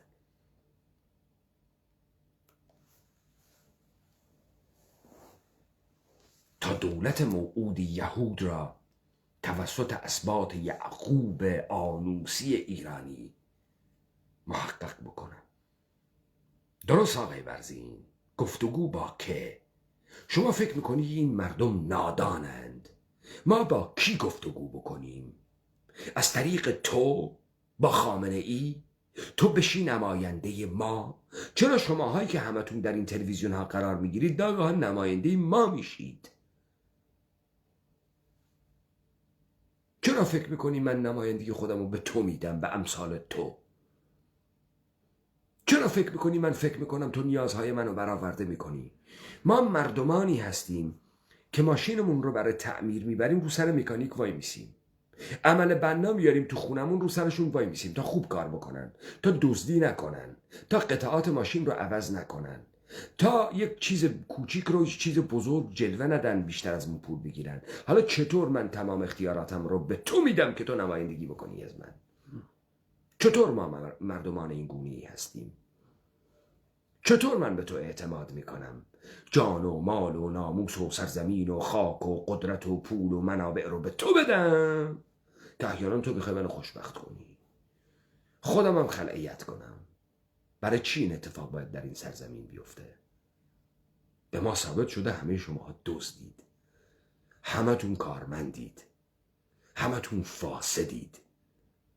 چرا ما مجبوریم بین شماها انتخاب بکنیم که چهره‌های رسانه‌ای هستید، که دولت ایرانی و ارباب یهودیتان شماها رو معرفی میکنه و برجسته میکنه؟ خیلی باسوادید، خیلی فهمیدید، خیلی نابغه‌اید، خیلی نبوغ دارید. چه چیز اتفاق افتاده شماها اینجا حضور پیدا میکنید؟ چطوری این تحلیلایی که من میکنم هیچ کدومتون بلد نیستید بکنید؟ همتون یک سری حرفای تکراری میزنید، یک سری دوگانه‌های احمقانه تکراری میسازید تا حاکمیتی که این مردم را به فاحشگی و نابودی کشیده تداوم داشته باشه، صورت الهیاتی به خود بگیره.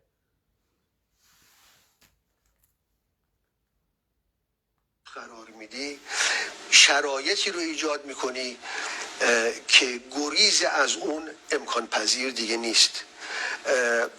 این که میگن انقلاب و پسا انقلاب، من چنین چیزی رو نمیبینم. نمونه بگم، شما برید مثلا بالا پشت بون، از بالا پشت بون بپرین پایین.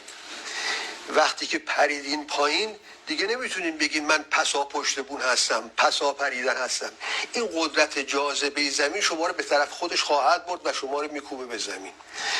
انقلاب هم همینو داره، یعنی وقتی که شما تزریق میکنید. یعنی آقای برزین چطوری شما وقتی میشینید نهارتون رو میل میفرمایید، اگه لقمتون یه کمی درشتر بگیری گلوتون رو میپاره میکنه؟ امکان داره موقع غذا خوردن خفه شی. غذا خوردن چیز به این سادگی. شما امکان داره وقتی نوشیدن واینتون یا آبتون بپره تو حلقتون خفه شید. چطوری غذا خوردن این همه احتمالات خطرناک داره؟ یک جابجایی قدرتی که بایستی ما بکنیم و شماها را به زیر بکشیم و له کنیم نبایستی بهایی داشته باشه. آقای برزین، چطوریه بهای حکومت شما شده له شدگی ما، فقر ما، بی وجودی ما، بی کرامتی ما داریم هی بها میدیم، هی له میشیم، ولی تو نمیخواد حالت خراب شه. به ما میگی نکنید، حالتون خراب میشه، ما از این بدتر هم نمیشیم. حرمت نداریم، شهامت نداریم، کرامت خیلی وقت یادمون رفته. گور خواب شدیم، کارتون خواب شدیم، خیمه خواب شدیم، غروری برامون نمونده. عادت کردیم به گدایی، گدا شدیم، غروری تو ماها نمونده، شرافتی هم دیگه نمونده، کوچیک شدیم. میدونید یکی از اون دلیل‌های گذار به جمهوری اسلامی چه بود؟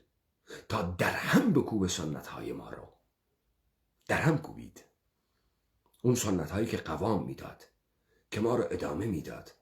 اون ناموس هزاران ساله نانوشته‌ای که بین ماها حاکم بود.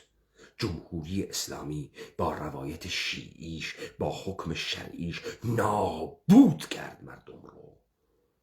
مردم که بلد نبودن. فکر میکردن مبارزه برعکس حاکمیت و حرفای حاکمیت رفتار کردن مبارزه است. لذا تیشه به ریشه خودشون زدن. پیوندهای اجتماعی خودشون رو نابود کردن.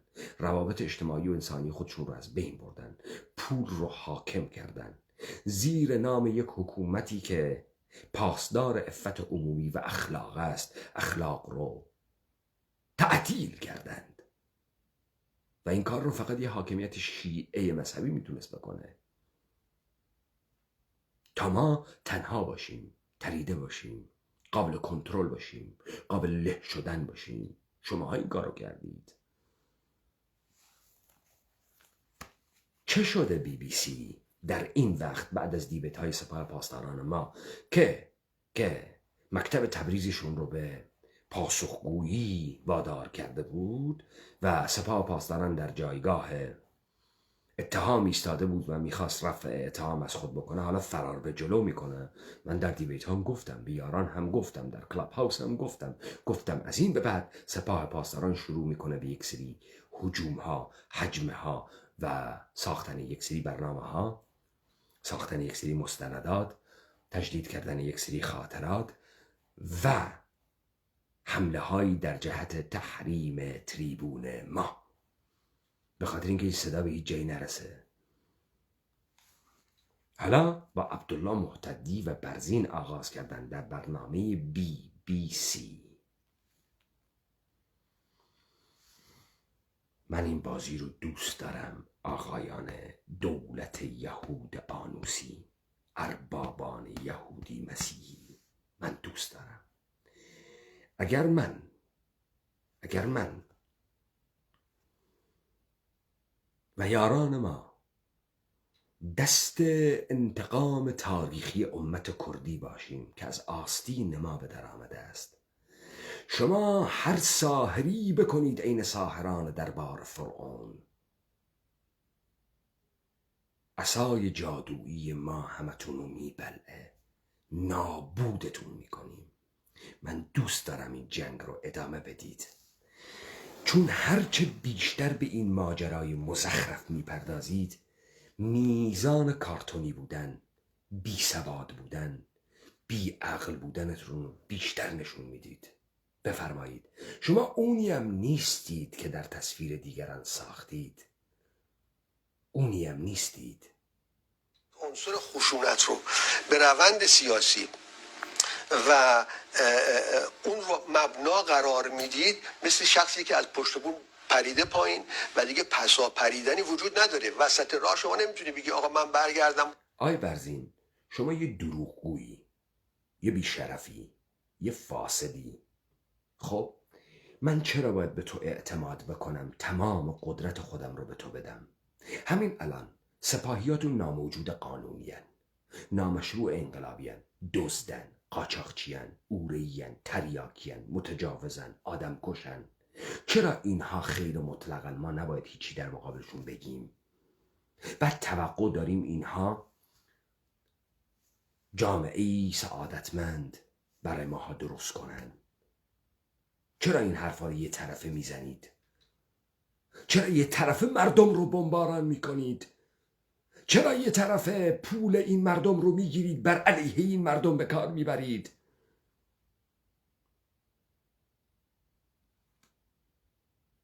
چرا این مردم رو محاصره کردید؟ آخه بی شرفا، شما خودتون زن و بچه دارید. جامعه‌ای که دارید میسازید زن و بچه های شما توش له میشن. اون امنیتی هایی که الان زناشون به فاحشگی کشیده شده، کنترل دخترها و پسراشون در دستشون نیست، اینا رو خوب میفهمن. این هیولا رو شماها ساختید. شما فکر میکنید یه اطلاعاتی خیلی حالش خوبه؟ برای 4 میلیون و 5 میلیون شرافت و کرامت و عظمت خودشو فروخته؟ فکر میکنید تو خانواده خیلی حالش خوبه؟ زنش، بچهش؟ بس این همه بیشرفی برای یه لقمه نون.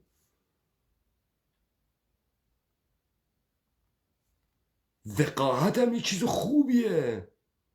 شما کی هستید؟ هندی پارسید؟ یهود زاده اید؟ کی هستید؟ مردمان سرزمین ما اینطوری نبودن. به همین خاطر هیچ وقت در سرزمین ما جنایت های دهشتناکی که در دنیای غرب ببینی صورت نگرفت. ما آدمای خوبی بودیم، همه کسی رو خوب میپنداشتیم. شما حرومزاده ها از کجا آمدید؟ مال این مردمانی؟ چرا شکل این مردمان نیستید؟ چرا این مردمان شکل خودتون کردید؟ ما شبیه کدام یک از پدر بزرگهای خودمون هستیم الان؟ ما الان پامونو رو جاپای کدوم پدر بزرگامون گذاشتیم؟ کدام یک از این پدر بزرگای ما بی غیرت بودن، بی شرف بودن، بی شهامت بودن؟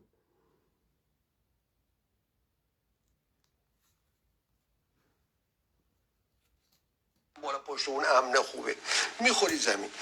انقلاب حالا یعنی چی؟ انقلاب اگر بخوایم، آقای مهتدی هم یک تلاشی در این مورد کردن، اینطور من میبینم، یعنی حرکتی قاطع، مؤثر، سریع، ناگهانه، نیرومند توسط بخش قاطع. خب اینایی که تو گفتی خمینی کرد، قاطع، سریع، ناگهانی، نیرومند. آره آقای برزین، میگه دروغ و کم حافظه است. منم میپذیرم قاطع، سریع، نیرومند، عین زنان پاریسی، عین مردم مسکو. سریع، قاطع اومدن بیرون، از مؤسسات عبور کردن، به پادگان ها حمله کردن، به کاخ ورسای حمله کردن. سریع، قاطع. خمینی این سرعت و قاطعیت رو داشت. از دی 56 قرائتوار وسط خیابون تا 22 بهمن اعلام بی‌طرفی ارتش. این انقلابه؟ سریع، قاطع. آقای برزین، چطوری اون آقای بهزاد اونجا نشست، آقای کریمی هیچی نمیگه؟ ببخشید من اسم کوچیکشو مثل که اشتباه گفتم.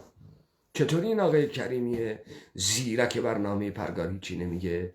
تناقضات شما رو نشون نمیده. اینا الان سریع بود، قاطع بود. دی 56 تا 22 بهمن اعلام بی‌طرفی ارتش، قرائت وار وسط خیابون. از هیچ مؤسساتی هم عبور نکردن. ارتش هم سالم به پادگان ها برگشت.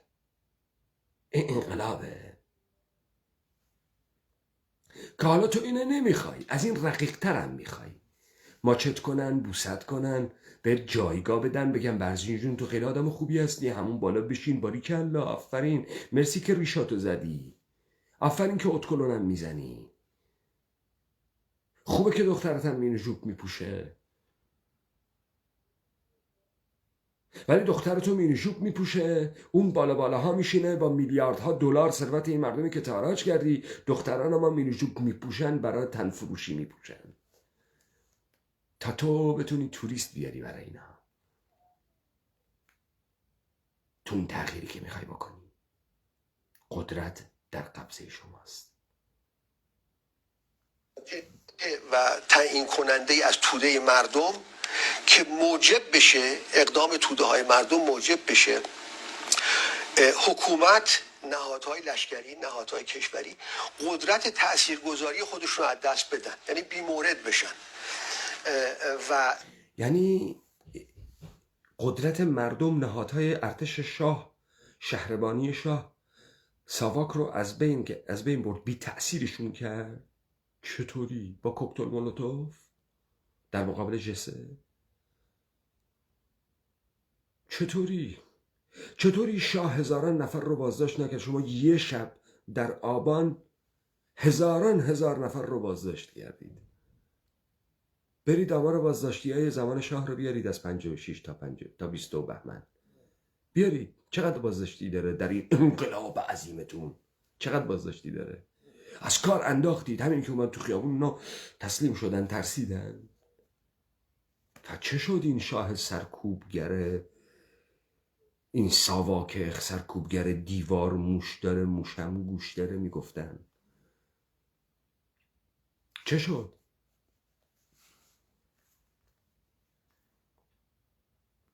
به معنای سرنگون بشن، دیگه امکان تاثیرگذاری بر روند اجتماعی رو نداشته باشن.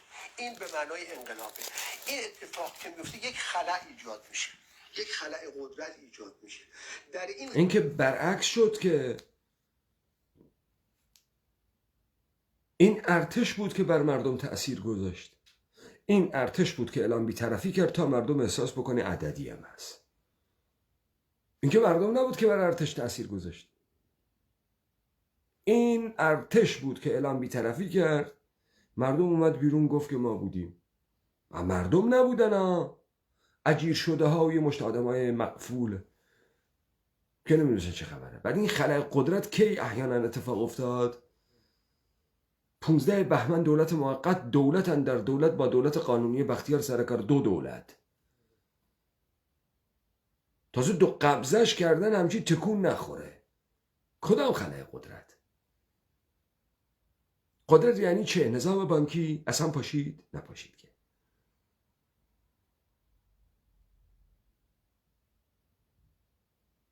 خلأ کابینه دولت بود که نبود. خلأ قانون اساسی بود که نبود. خلأ نیروهای امنیتی بود که نبود. و نیروهای مسلح بود. کدام خلأ قدرت؟ این خلأ قدرت روابط جدید و ارزش‌های جدید حاکم میشه. حالا میتونه این ارزش‌ها خوب باشه، میتونه ارزش‌ها بد باشه و این خلأ امکان ارزش‌ها و روابط جدید اجتماعی رو ایجاد میکنه.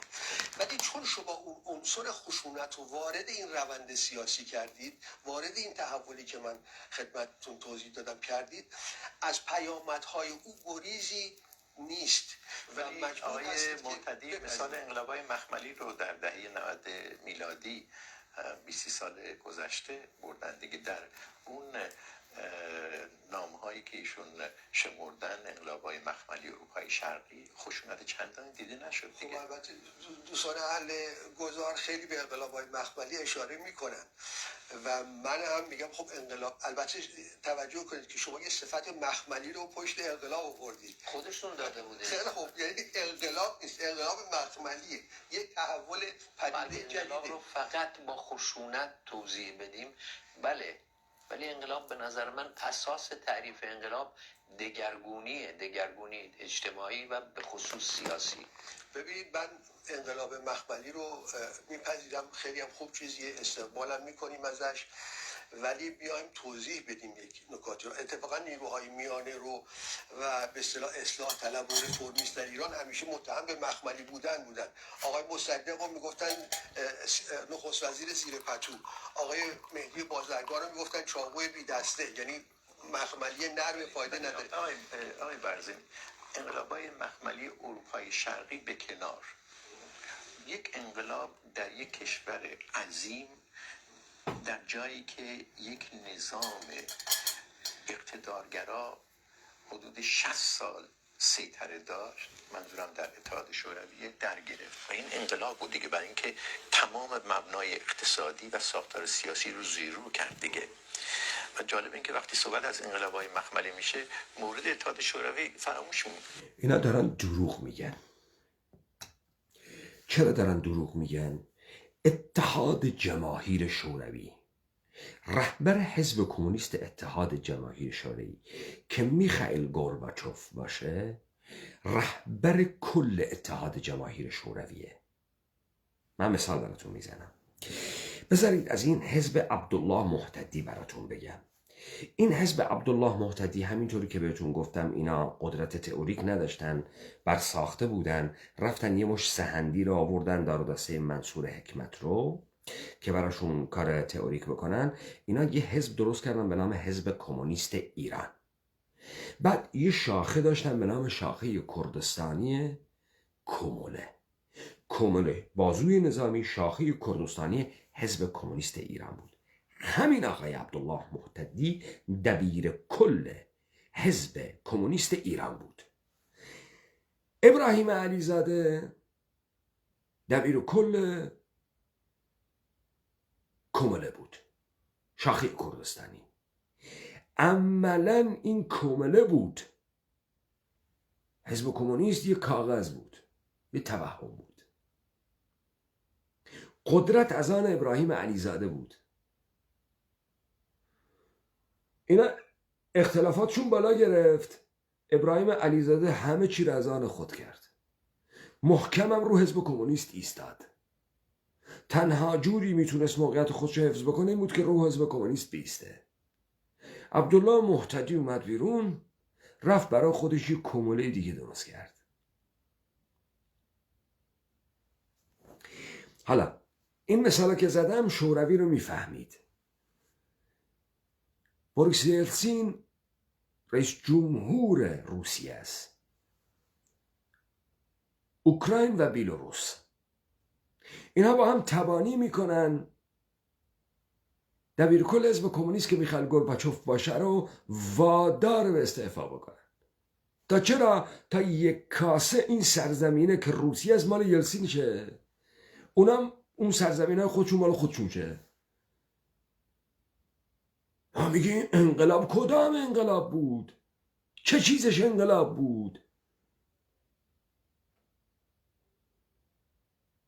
من به اینا پرداختم. این لاطائلات آمریکایی و لاطائلات صهیونیسم جهانی رو دارن به خورد ما میدن. یکی از اینا توان تحلیل اینا رو نداره، همینطور داره لاطائلات تکراری رو تکرار میکنه. مثلا اینا رجل سیاسی هن، رجال هم نیستن. میشه مورد اتحاد شوروی نشون داد که یه انقلاب وسیع میتونه رخ بده و خود اون انقلاب خشونت چندانی در بر نداشت. خب چی میشه گفت؟ چطور خشونت نداشت؟ اولا در بلوک شرقی یوگسلاوی گرفتار جنگ شد، جنگ داخلی شد. در ازبکستان اون رو بخشی از انقلاب در اتحاد شوروی می‌نامید. سقوط بلوک شرق بود دیگه. سقوط بلوک شرق و انقلاب‌های مخملی که به اون ارجاع داده میشه. در ازبکستان 30 تا 60 هزار نفر کشته شدن. در جمهوری آذربایجان هزاران نفر بی خانمان شدن به خاطر درگیری‌هایی که رخ داد. پس همه شرایط مخملی نبود. متوجه هستید؟ بعضی جاها خشونت بود و نکته مهمی که اهمیت این برنامه BBC در اینه که سپاه پاسداران بعد از ابطالی که ما از خودشان اون گذار به جمهوری اسلامیشان که به نام انقلاب فروخته بودن، نیروی مزدور ناموجود قانونی نامشروع انقلابی به نام سپاه پاسداران، حالا در این گذار جدیدی که میخواد بکنه نابود شده، باطل شده. حالا این نمایش رو فعلا از BBC آغاز کرد. یکی میاد میگه انقلابه، اینم میگه انقلاب بده. هر دو هم توافق دارن که این انقلاب بود و بده، ولی ما میگیم این انقلاب نبود. تمام کاری که میکنن بگن 57 انقلاب بود. میگنم کشتار شد، کشتار میشه، فلان شد. یکی میگه نه نمیشه، یکی میگه میشه. هیچ کسی هم نمیگه این انقلاب نبود. توجه میفرمایید؟ خب اهمیتش رو مفهوم انقلابه. توجه میفرمایید؟ و بعد پروژه های آینده که دارن تعقیب میکنن هست. جناب مهتدی گرامی، چه کسی با چه تفکری با چه ابزاری میخواد انقلاب مخملی میکنه؟ شما اشاره کردید که بله فرهنگ دموکراتیک وجود داشت، ابزار دموکراتیک بود، نیروهای آیا در شرایطی مثل ایران این افراد با این شرایط با این افکار وجود دارن؟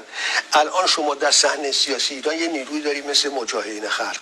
حالا من نمیگم اینا پایگاه اجتماعی دارن، ولی به هر حال در شطرنج سیاسی بین المللی یک مهره هستن. خب مجاهدین خلق تا قبل از دادگاه حمید نوری جمهوری اسلامی رو یک دشمن تمام عیار خود میدانست. از دادگاه حمید نوری ظاهراً مجاهدین خلق وارد معامله با شما شده. همین جایی که شما بهش اشاره میکنی، توی برزین، توی اصلاح طلب، توی پاسدار داری به این اشاره میکنی، داره این رو میگه. شما مجاهدین خلق رو هم تطمیع کردی. مجاهدین خلق نیروهاش پیر شدن، در آلبانیان. یک جای اینها هم بایستی یه نمایش تسلیم بودگی میدادند. نمایش دادگاه استکهلم، پاک کردن استخوان لای زخم تابستان 67. اینجا از این به بعد مجاهدین در لوکوموتیو شماست و داره با شما حرکت میکنه. شما مجاهدین رو وارد معامله کردید. معامله این پارادایم شیفت جدید، فاز سوم دولت یهود ایرانی. توجه میفرمایید آقا؟ حکم دادگاه استکهلم فاسد کردن مفهوم جنایت بر علیه بشریت، فاسد کردن تابستان 67، یک رأی که مبنای قضاوت میشه و غیر قابل تعقیب میشه و مجاهدین میتونه بر اساس این حکم افراد خودش رو که 70 ساله شدن، 60 ساله شدن، 30 ساله داره درهم میکوبه، رفقاشون از بین رفتن با تبلیغات این انقلاب ایدئولوژیک، با قید دادگاه استکهلم وادار به عقب نشینی بکنه. اون آشتی ملی نمیشه اثبات کرد و سوئد هم یک کشور بی‌طرفه، نه انگلیس نه آمریکاست. یک کشور بی‌طرف رأی میده، میگه که شواهد و مدارک کافی در دست نیست، این کشتار نیست، قانونی بوده، چه میدونم از این حرفا. من اینا رو الان میگم و گفتم قبل ترم، شما روند رو در آینده میبینید. و به اضافه در شورای گذار که جناب مهتدی با اونها همکاری میکنن، ما 2 تا حزب داریم که هنوز بازوی مسلح دارن. حتما آقای مهتدی میگن این مسئله دفاعی برای امن، دفاع از حفاظت از مسئولین ماست، ولی اینا اعلام جنگ رسما کردن و سابقه جنگ مسلحانه دارن. باید اینها رو کنار گذاشت. یعنی باید بیان این دوست. خب اینم بسیار خوبه. این برنامه باعث میشه اون حزب دموکرات نمایشی و کمله نمایشی وقتی قرار این فاز سوم آغاز بشه، همین 4-5 تا عنصری هم که دور و برشون هست براشون چه میدونم کارهای خدماتی در این اردوگاه ها میکنن رو همین هم خل اصلاح کنن، بگن دیگه این تغییر وابسته به این بود تو این کلاشینکوف زشت تو زمین بذاری. نه، این کلاشینکوفش هم داشت ضربه میزد، اینا جنازه پشت جنازه میبردن از این نیروهای ناموجود قانونی و نامشروع سپاه پاسداران و مؤسسات دولت ایرانی. همینا هم به این بهانه این 4 تا کلاشینکوف زنگ زده به درد نخور رو هم زمین میذارن. این برای این کار هست. بگن که ما اهل مبارزه مسلحانه نیستیم، سازمان مجاهدین خلق بیاد بگه ما اهل مبارزه مسلحانه نیستیم، کانونهای شوری. خب سازمان مجاهدین خلق بیاد بگه من اهل مبارزه مسلحانه نیستم. اما سازمان مجاهدین خلق تبلیغ به نام دهه 60 کرده بود، به نام تابستان 67. همین رو با دادگاه استکهلم باش حل کردید، اونم وارد ماجرا کردید، ماسمالی میشه، مجاهدینم به کمپین شما پیوست. مرحبا، بارکالله. کی آورد مجاهدین و ارباب آمریکایی؟ توجه دارید؟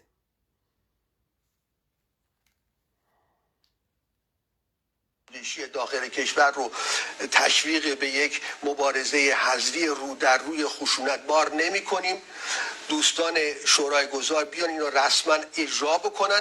خب وقت آدم مطمئن میشه که خیلی خوب پس راه باز، انقلاب مخملیه، یا علی همه دست به دست. یا علی چطور تو مطمئن میشی؟ همینی که عبدالله محتدی و شریعت مداری بیان برای تو بنویسن که ما مبارزه مسلحانه نمی کنیم، تو میگی یا علی بسم الله بریم، بعد فردا مثلا این کاغذ دستت میگیری طرف 100,000 تا نیرو مسلح داره، با این کاغذ میخوای چه کار کنی؟ شما یا خودتون گاگولید یا مردم رو میخواید گاگول فرض کنید. در سیاست هیچ پیمان نامه‌ای ضمانت اجرایی ندارد تا زمانی که توازن قوا موجود نباشد. توازن قوا که به هم میخوره، هر پیمانی قابل فسخ کردن است. به همین راحتی بیان بهت قول بدن تمومه، میگی یا علی بسم الله بریم. نمایش قشنگه، نه نمایش زیباییه. اون انقلاب بود، ما بپذیریم، سپاه مشروعیت داره، سپاه موجودیت داره، حالا گذار کنیم این حرف رو بده، بریم هممون با هم، همه با هم. خمینی یادتونه این یه همه با هم دیگه است. چطور تو این همه حسن نیت داری؟ چطور نمیترسی؟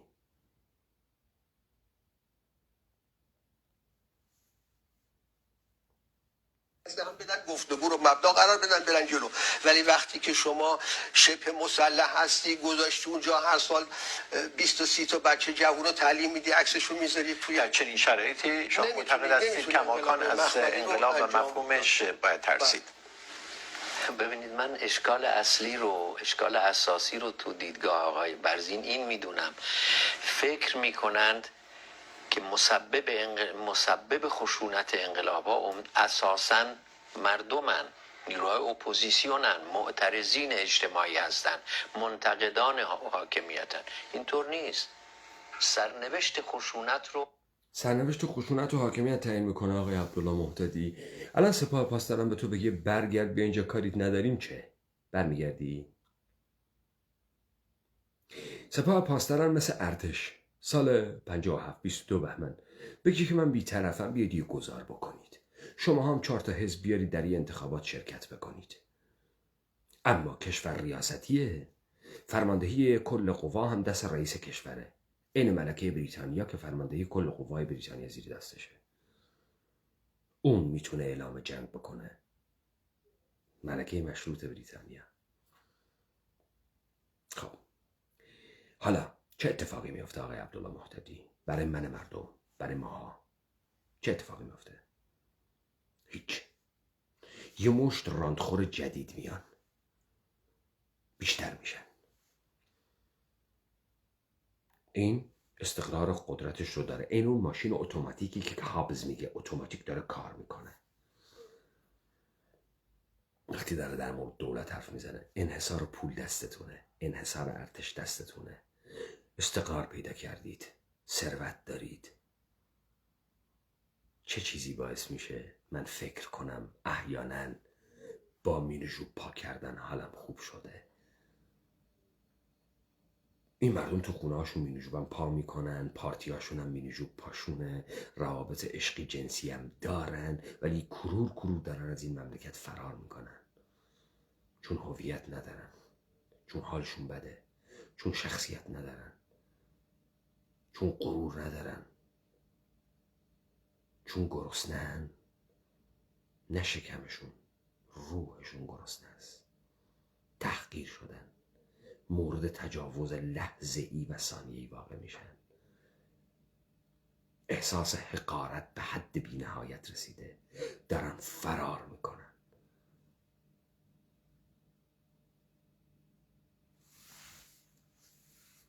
حالا سپاه پاسداران به تو اجازه بده تو برگردی، همه چی حله دیگه. تغییر بنیادی نمیخوای، دموکراسی میخواستی.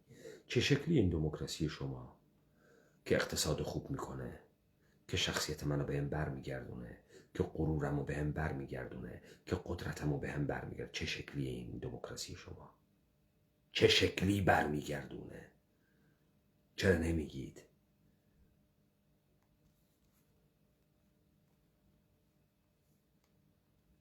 دولت ها، حاکمیت ها تعیین میکنن. آقای موسوی و اون معترضین سال 88 دست به اسلحه برده بودن، راهپیمایی سکوت کردن. اینا از این غیر خشونت. ولی بگذارید بسیار عالی آقای محتدی. خشونت ها را حاکمیت ها تعیین میکنن. پس حاکمیت شاهنشاهی خشونت نکرد. سوال چرا نکرد؟ سوال چرا نکرد؟ پاسخ میدید میگی شاه سرطان داشت، نمیتونست تصمیم بگیره. خامنه ای، من 2 سخنرانیشو برات پخش میکنم، میگه جسم علیلی دارم، تن مریضی دارم، خورده آبرویی دادم، شماها به من دادید. هم گریه میکنن. کسی هم نمیگه خامنه ای ضعف نشون داد، کسی هم نمیگه خامنه ای داره میمیره. ما 20 ساله میشنویم این آقای خامنه ای پروستاتش داره میترکه، به اندازه توپ فوتبال شده. تصمیماتش هم تزلزل توش نیست برای آدم کشی، با قاطعیت تموم میکشه. کجا؟ اونجا ارباب میخواد اونجوری گذار کنه، حالا ارباب اینجوری میخواد گذار کنه. میترسه ارباب از شرایطی که تو عراق ایجاد کرده، از شرایطی که تو سوریه ایجاد کرده، از شرایطی که تو افغانستان ایجاد کرده. بودو طالبان رو آورد تا حواسش، تا خیالش از مرزهای شرقی راحت باشه. فوراً با طالبان صلح کرد تا این تو به هم نخوره. به هم خورد ارباب آمریکاییتون بیاد. آره بازی اینه دیگه، نه؟ میبینیم روند آینده رو، میبینیم. ما نمیذاریم این اتفاق بیفته. رو دوباره تاریخی کنیم، چون به همینطور تا حدی مفهومی. خواهشم از شما آقای برزین هم همینه. برگردیم به انقلاب ایران. شما معتقد هستید که حکومت ها هستن که خشونت می‌ورزن و نه به گفته خودتون مردم و نیروهای اپوزیسیونی که نمایندگان این مردم هستن؟ ولی به همون نیروهای اپوزیسیون پیش از انقلاب ایران برگردیم. آیا انکار میکنید که هسته خشونت در انقلاب ایران که بعد سرایت میکنه به پس از انقلاب ایران، مثلا از حرکت‌های مسلحانه سیاهکل، از حرکت‌های مسلحانه مجاهدین خلق پیش از انقلاب ایران، از اینها شروع شد، این دوباره ما رو به این تمام. آی کریمی، هسته خشونت و سیاهکل و مجاهدین کردن، پس چطور انقلاب شد مال خمینی؟ پس چطور شما رژیم استقرار یافته 60 ساله شاهنشاهی رو از پا انداختید؟ چطوری؟ فعالیت مسلحانه نکردید، بمبگذاری نکردید، هیچ کاری نکردید، فقط انتریات کردید وسط خیابون. اینا حکومت ها رو برمیاندازه. همین امروز داونینگ استریت مردم بریتانیا رفته بودن اعتراض بکنن به محدودیت های جدید، گرفتن خوب کتک کاریشون کردن. دولت انگلیس هم سقوط نمیکنه، حاکمیت انگلیس هم از بین نمیره، هیچ اتفاقی هم نمیافته. مردم هم کتک خوردن برمیگردن خونه. کسی هم حرف زیادی زده باشه، یه برخورد با پلیس کرده باشه، میبرن پدرش در میارن تحت نام رویارویی غیر قانونی با قانون.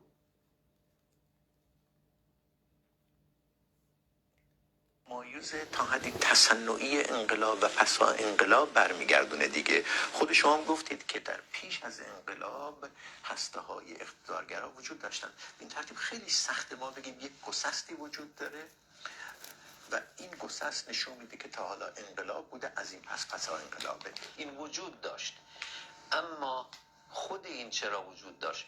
بنبست سیاسی جامعه ایران از اواخر دهه 40 و اوایل دهه 50 شمسی، اضافه شدن فوق‌العاده زیاد شکنجه و برخوردهای خشن در زندان‌های دوره شاه، انسداد سیاسی که به وجود اومد، انتخابات ها بی‌معنی و کاملا تشریفاتی شد برخلاف دهه 30. یعنی اون رو هم مثالی میدونید از این؟ یعنی مردم براشون فرقی میکنه علی دزدی بکنه یا احمد؟ براشون فرقی میکنه آقای محتدی؟ شکنجه ها در زندان ساواک احیانا رو 36 میلیون جمعیت ایران چه تأثیری میگذاشت؟ ساواک چند هزار نفر رو، چند میلیون نفر رو شکنجه کرده بود که مردم خیلی ناراضی بودن. اخبار شکنجه چطوری پوشش داده میشد؟ تو بگی یک رژیم شکنجه‌گر مردم رو میترسونه یا مردم رو جری میکنه؟ اینی که میگن سپاه آدم میکشه، با باتوم تجاوز میکنه، خود جمهوری اسلامی این حرفا رو در این BBC و اینها میزد، شهامت به مردم داد یا مردم رو ترسوند؟ ترس از شیاف کردن باتوم به ما تحت یک مرد. آقای محتدی، اینا شد اساس انقلاب. واقعا انسداد سیاسی یعنی چه؟ انسداد سیاسی یعنی هویدا نباشه، بختیار باشه، کریم سنجابی باشه. شما نمیفرمایید وزن کریم سنجابی احیانا، بازرگان احیانا، عمویی احیانا در جامعه ما چقدر بود؟ اینا چقدر وزن داشتن دو عمق اجتماعی؟ چقدر؟ هیچ. خمینی چقدر داشت؟ خمینی سال 42 میگیرنش، کتکش هم میزنن، هیچ غلطی نمیکنه. بعد سال 56 یه مقاله دربارش مینویسن، همه به پا میخیزن. وقتی دمشو میگیرن تبعید میکنن به عراق، هیچی نمیگه. بعد یه مقاله دربارش مینویسن در روزنامه، همه آتیش میگیرن، به این میگن انقلاب. تو به این میگی انقلاب؟ اون روند سریع و ناگهانی و در هم کوبیدنی که این آقای برزین گفت کجا بود؟ بس کجا بود؟ نبود دیگه. بود؟ دیدید نمیتونید تعریف کنید، همتون دروغ میگید. فکر میکنید مردم حافظه تاریخی نداره که راست میگید نداره. یه دروغی رو انقدر تکرار کردید این مردم باور کردن.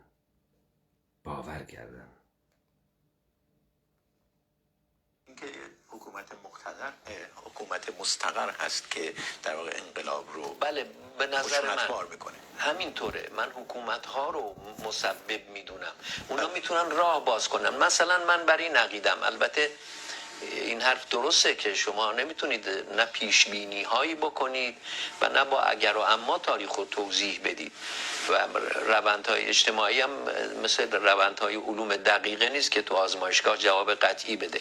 ولی به احتمال قوی اگر شخص شاه به جای 30-40 روز قبل ترش که دولت رو سپرد دست آقای بختیار این رو سال قبل میداد، به جای آموزگار اونو می آورد، در اوایل کار می آورد، همون موقعی که تحولی هم تو زندان ها ایجاد کرد، البته همون موقع این تحولات هم ایجاد میکرد، به احتمال قوی ایران مسیر دیگه ای رو طی می‌کرد. و نه تنها اون انقلاب خشونتش کم میشد، بلکه پسا انقلاب هم ممکن بود موضوعیت پیدا نمی‌کرد. ممکن بود عده‌ای، همیشه عده‌ای کمی اقلیتی ممکنه خشونتگرا باشن در بین اپوزیسیون، ولی زمینه پیدا نمی‌کنن، زمینه اجتماعی. آقای برزین، انقلاب‌های مخملی در واقع نشانه پشت سر گذاشتن دوران جنگ سرد بودند. پس از جنگ سرد کراهت خشونت از جمله انقلاب‌های خشونتبار بیشتر شد. برای همینه که الان ما راجع به پرهیز از خشونت، عدم خشونت و از این چیزا صحبت میکنیم. آیا میشه گفت که انقلاب‌های قرن 21، انقلاب‌هایی که با فاصله زیاد از جنگ سرد دارن رخ میدن، ممکنه با خشونت کمتر، به مراتب کمتر فراهم باشه، فراهم بشن؟ نه من فکر نکنم یه چنین چارچوبی برای اینکه تاریخی. انقلاب‌ها هم انضمامی هستن دیگه، در بستر خاصی رخ میدن دیگه.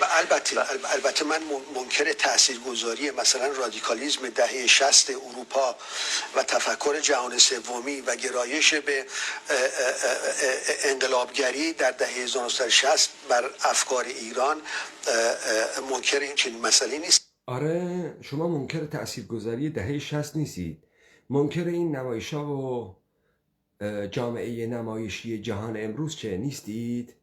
شما فکر میکنید احیانا مردمی که اون زمان تقلید میکردن از جهان امروز هم تقلید نمیکنن از جهان در حرف زدن نرم هایی مثل دموکراسی و پلورالیسم و سکولاریسم؟ فکر میکنید اینها تش هم چیزی هست؟ احیانا پشت این اندیشه‌ای هم هست؟ یا این بمباران میدیایی شماست که اینها رو در ذهن مردم قی کرده؟ کدامش؟ چطور اونجاها هست اینجاها نیست؟ اینجاها بلوغ سیاسیه، طرف گشنش شده فکر میکنه سکولاریسم خوبه، طرف کار نداره فکر میکنه دموکراسی خوبه. احیانا برزین و عبدالله مهتدی نماینده مجلس بشن بینا پول میدن. چراشو کسی پاسخ نمیده، پسر پیغمبرن. ما همین الان یه سپاه پاسداران داریم موجودیت قانونی نداره. حالا ما میدونیم موجودیت قانونی نداره، چه کار کنیم سپاه رو بندازیم بیرون؟ چه کار کنیم این نیروی مزدور خارجی رو بیرون بندازیم؟ چه کار کنیم؟ به کجا شکایت ببریم؟ یعنی هر کی گردنش کلفت بود میاد قدرت رو میگیره میبره، ما سکوت کنیم؟ اون وقت چه ضمانتی داره؟ ما الان تحت نام یک قانون احیانا حاکمیتی برامون داره حکومت میکنه، تحت عنوان قانون و برخواسته از اراده ماست که داره از ماها میگیره میکشه. میگه تو برهم زننده امنیت عمومی این مردمی هستی که آسایشش رو داده دست ماها توسط قانون. خودش عین بیقانونیه. و ما چه ضمانتی داریم؟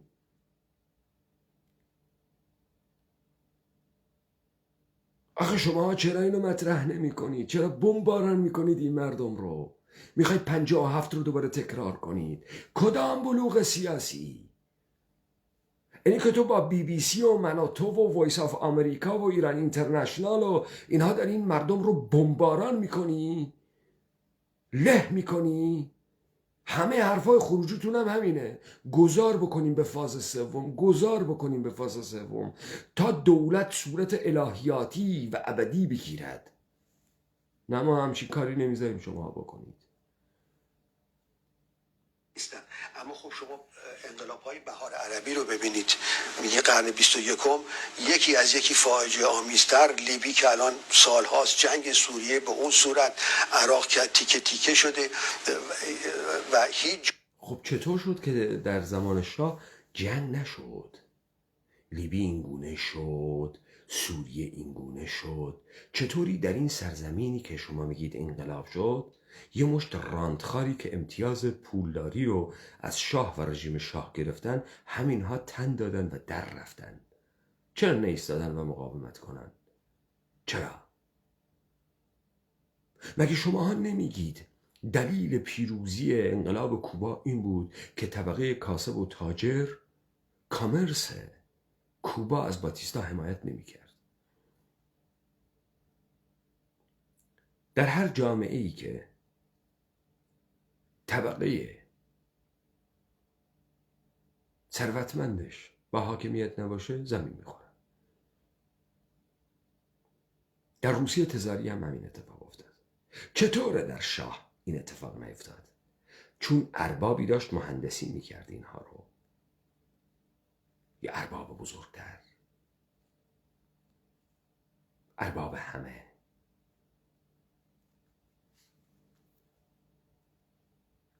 کسی از خودش از مقایسه جایگاه زن در دین یهود و اسلام، آیا انقلاب‌ها فرزندان خود را که هست جناب محتدی گرامی، چه کسی به فصل انقلاب برمیگردونه دیگه؟ خود شما گفت که در واقع انقلاب رو بله، به نظر من خشونتبار میکنه. همینطوره. من حکومت ها رو مسبب میدونم، اونا میتونن راه باز کنن. مثلا من بر این عقیدم، البته این حرف درسته که شما نمیتونید نه پیش بینی جنگ سرد دارن رخ میدن، ممکنه با خشونت کمتر، به مراتب کمتر فراهم باشه، فراهم بشن. نه من فکر نکنم یه چنین چارچوبی برای اینکه تاریخی. انقلاب‌ها هم انضمامی هستن دیگه، در بستر خاصی رخ میدن دیگه. البته من منکر تاثیرگذاری مثلا رادیکالیسم دهه 60 اروپا و تفکر جهان سومی و گرایش به انقلابگری در دهه 1960 بر افکار ایران منکر این چنین مسئله نیستم. اما خب شما انقلاب‌های بهار عربی رو ببینید، میگه قرن 21 یکی از یکی فاجعه آمیزتر، لیبی که الان سالهاست، جنگ سوریه به اون صورت، عراق که تیکه تیکه شده و هیچ جا، مصر که دوباره برگشت به حکومت نظامی. ببینید این نکته رو که جناب محتدی گفتن من کی مسئول میدونم، من با ایشون هم عقیده هستم. مرحوم بازرگان گفتش که شاه بود که انقلاب 57 کرد، به خاطر اینکه شرایطی رو فراهم آورد که موجب انقلاب شد. من میپذیرم این برای زمان حاضرم صادقه. من اینو میپذیرم. من میپذیرم که در مرحله اول قدرت حاکم، سکولار باشه، ناسیونالیست باشه، قومی باشه، سوسیالیست باشه، کاپیتالیست، هر کسی میخواد باشه، مرحله اول قدرت حاکم، نیرو حاکم مسئولیت اول به عهده داره، چون قدرت مجریه دستشه، قدرت قهریه دستشه، قدرت مالیه دستشه، مسئول اوله، در این تردید نمی کنم. ولی یه اما آخرین جمله میذارم، اما نیروهای سیاسی و توده های مردم هم مسئولیت دارن. شما نمیتونید بگی همش حکومت، نیروی سیاسی، حزب سیاسی هر کاری کرد، هر گفت، هر اقدامی کرد اوکیه و مردم هر کاری کردن. من به مردم هم باید گردم ولی همش تقصیر. نه، هر سه ما مسئول هستیم. هم حکومت مسئوله در درجه اول، هم نیروهای سیاسی مسئول هستند و هم توده مردم، علی و اصغر و اکبر که تو کوچه کف خیابون هست. بله آقای محتدی، به همین خاطر شما نبایستی علی و اصغر و احمد رو که توده های بی امتیاز شهری بودن با دادن زمین و سند و رانت وارد بازی می کردید، یارگیری می کردید تا خمینی یواش یواش نمایش های انقلابیش رو پس پرده تایید خیابان به اجرا بذاره. خمینی هیچ خیابانی ندارد تا قبل از 22 بهمن 57، اما 22 بهمن 57 به بعد آهسته در پس هر حکمی که میخواهد بدهد یک عده از این پاپتی ها رو به خیابان میکشد و ازشون هم فیلم برداری میکنن، همونطوری که اینها هم این کار رو میکنن. این آقای محتدی و دار و دستش با تقسیمات اراضی که در روستاها میکنن، یک نیروی دهقانی رو به خودشون جذب میکنن، ملاکین و نارضایی هم به حزب دموکرات میپیوندن، دو قطبی میشه، همدیگر رو توازن میکنن. خمینی میتونه سپاه پاسداران بسازه. تالام هستن، شغلشون اینه، کموله، درآمد خوبی هم داره، خیلی درآمد خوبی داره. میشه گفت پارادوکسی، یک تناقض جدی در فضای سیاسی به خصوص اپوزیسیونی دیده میشه و فکر میکنم اشاره آقای برزین هم به همینه. این پارادوکس در اینه که بسیاری از نیروهایی که مخالف انقلاب ایران بودند و فکر میکنن دوران پهلوی میرفت به سمت در واقع توسعه جامع‌تر و کاملتر و بهتر، بسیار از اونها که انقلاب ایران رو واقعا مایه فلج شدن ایران میدونن، الان طرفدار یه نوع دیگه از انقلاب هستن. اولا با وجود استبدادی بودن دوره شاه، اما به نحوی اصلاحات حداقل از لحاظ تئوریک ممکن بود توی اون نظام. نه اینکه شاه خیلی طرفدار و مشتاق رفرم سیاسی بود، نه، با حزب رستاخیز جلوی اتفاقا اون رفرما رو میخواست ببنده، ولی از لحاظ تئوریک ممکن بود. غیر ممکن نبود شاه به غلام حسین صدیقی رو نخست وزیر کنه یه سال قبلش. میتونه سرنوشت ایران جور دیگه باشه، اصلاحات تدریجی توش انجام بگیره. رژیم کنونی ایران توتالیتر از یک طرف، بنابراین قانون اساسیش. آقای محتدی، شما 2 بار این حرف رو زدی. این حرف رو فقط صرفا به خاطر این میزنید که به این بگید انقلاب. اگر سال 56 57 قبل از آموزگار بختیار رو می آورد، همین نمایش رو کریم سنجابی و اعضای جبهه ملی در طرد بختیار می کردن، بختیار چه کار می توانست بکند؟ بختیار مگر عددی هم بود؟ کریم سنجابی مگر عددی هم بود؟ جبهه ملی مگر عددی هم بود؟ وزنی هم داشت؟ شماها همتون حزب‌های رو کاغذید، بدون هیچ عمقی، بدون هیچ تفکری، بدون هیچ محتوایی. شما با ابزار موجودید. یه عده دور هم میشینید، یه اساسنامه امضا میکنید، یه پولی براتون میاد، یه دفتری رو اجاره میکنید، به خودتون میگید حزب. شما هیچ جریان اینسپایری نیستید. تنها جریان هایی که توانستند این کار رو بکنند و شکست خوردن سال 55 مجاهدین خلق و چریکای فدایی بودن که اونا هم فاندشون رو از یه جایی میگرفتن، پولشون رو از یه جایی میگرفتن. هیچ کدام محتوای خود رو نداشتن، همه بر بدنه چپ سوار بودن. فضل از آن مارکس بود و برادر بزرگ اتحاد جماهیر شوروی. شماها هیچ کدام برخاسته از تلاطمات اجتماعی جامعه نیستید، نبودید. ابزارهای شماها رو ساختند.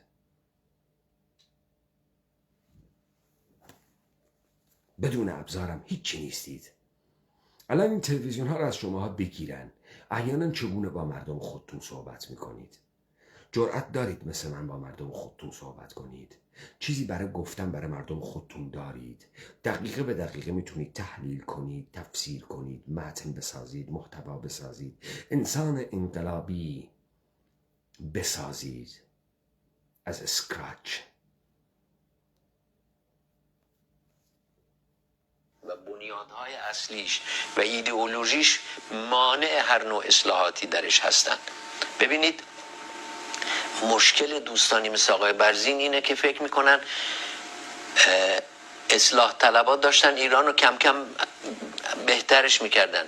نه، سیر واقعی ممکنه نیتشون این بوده، ولی سیر واقعی رویدادها تو ایران بود که ایران جمهوری اسلامی به تدریج بدتر و بدتر شد، انسداد سیاسی بیشتر شد. انتخاب آقای ولی برگردیم به سوالی که من پرسیدم. دارم اون آیا بسیاری از نیروهایی که الان طرفدار نوعی از انقلاب هستن دیگه، برای اینکه زیرو شدن این وضعیت کنونی، اسقاط کامل این نظام کنونی و برآمدن یک نظام دیگه، آیا این نوع انقلاب نیست؟ و آیا همین نیروها نیستن که میگن انقلاب ایران فوق العاده مضر بود؟ به ترتیب یا انقلاب خوبه یا بده دیگه. نمیشه که گفته اون انقلاب بد بود ولی انقلاب دیگه خوبه. چرا انقلابای خوب و بد داریم؟ اینطور نیست که همه انقلابا یا خوبن یا بدن. ممکنه اینطور نباشه، ولی من فکر میکنم پس انقلاب علیه شاه برای آوردن جمهوری اسلامی بد بود، انقلاب علیه جمهوری اسلامی برای آوردن یک نیرویی که در این مرحله نمیدونیم چیه میتونه خوب باشه. من اینطوری فرمول بندی نمی کنم، ولی میخوام اینو بگم، فرقی که الان با گذشته داره اینه که اولا مفاهیم دموکراسی و مفاهیم حقوق بشر خیلی خیلی بیشتر رسوخ پیدا کرده، نه فقط تو دنیا. چطوری آقای محتدی؟ چطوری حقوق بشر همینجور رسوخ میکنه؟ مفاهیم چطوری؟ این دموکراسی چه شکلیه؟ چطوریه؟ خوبه؟ من بریتانیا دارم زندگی میکنم. مردم بریتانیا هیچ حالشون خوب نیست. مردم بریتانیا طبقه اجتماعیشون رو نمیتونن عوض بکنن. مردم بریتانیا یک کارگرزاده به دنیا میاد، یک کارگرزاده میمیره. کسی که سطح درآمدش 12,000 پوند در سال هیچ وقت نمیشه 16,000 پوند. هیچ وقت طبقهش عوض نمیشه. هیچ وقت خودش هم فکر نمیکنه که باید عوض کنه. بیش از 70% زیر خط فقرن. استاندارد زندگی بسیار پایینه. خونه ها مثل دخمه میمونه. چرا فکر میکنید اینجا بهشت برینه؟ چرا این تصویر رو از اینجا مخابره میکنید؟ برای انگلیسی هم تصویر میزربل گشنگان آفریقایی و وحشی های خاورمیانه ای رو براشون مخابره میکنند. چیست این دموکراسی؟ چیست که حال من رو خوب میکنه، قدرت رو به من برمیگردونه؟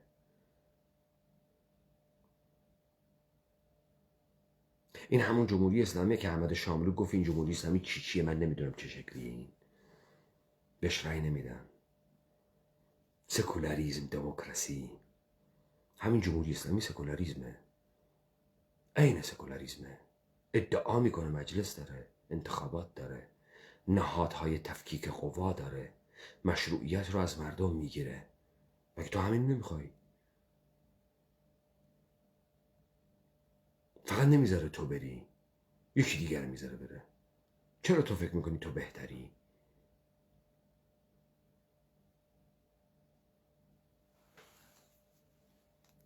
چه چیز مانع میشه تو دزد نباشی؟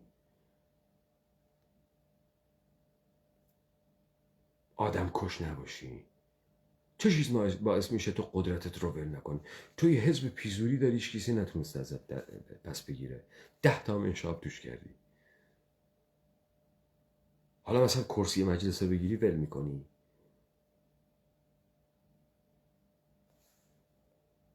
بلکه در درون بافت جامعه ایران. بنابراین این خیلی مهمه. تجربه‌ای که از خشونت‌های انقلاب ایران و من منظورم به خصوص خشونت‌های جمهوری اسلامی در انقلاب ایرانه، این تجربه به نظر من مردم رو بیش از پیش و به درست حتی نیروهای اپوزیسیون رو خشونت پرهیز کرده و اینا همه امتیازات. یعنی چی خشونت پرهیز کرده آقای مهتدی؟ یعنی تو با دادن گل سرخ و هدیه به برادران بسیجی و بوسیدنشون وسط خیابون قدرت رو به زیر میکشی؟ بسم الله بکن این کار رو. کجای دنیا همچین اتفاقی افتاده؟ کجا یک کسی قدرت خودش رو با ماچ و بوسه و گل با تو سهیم میشه؟ شما خودتون قدرت حزبیتون رو که رو 50 نفر نفوذ داری و دستور میدی با کسی نصف میکنی مگه؟ کی میتونه با ماچ و بوسه در اردوگاه خودت قدرت رو از تو بگیره؟ چرا؟ چون امکانات مالی اون حزب رو فقط تو دریافت میکنی. فقط تو از اون کسی که بهت پول میده پول میگیری. ما بقیه نمیگیرن. و اتحادیه میهنی هم اونا رو به رسمیت نمیشناسه. تو رو به رسمیت میشناسه. درسته آقای مهتدی؟ خوبیه. اینها هم رشد فرهنگی جامعه ایران، توسعه ارتباطات، دیدن رشد فرهنگی جامعه ایران توسط جمهوری اسلامی. مردم ما رشد فرهنگی کردن یا به قهقرا رفتن؟ مردم ما بی اخلاقن، بی پرنسیبن، بی شهامت شدن. ما له شدیم، رشد فرهنگی کردیم چون زیاد مشروب مصرف میکنیم، چون زیاد مواد آرایشی مصرف میکنیم، چون دیوانه کالاهای خارجی شدیم، چون عاشق شاپینگ سنتر مالیم. رشد فرهنگی کردیم آقای مهتدی.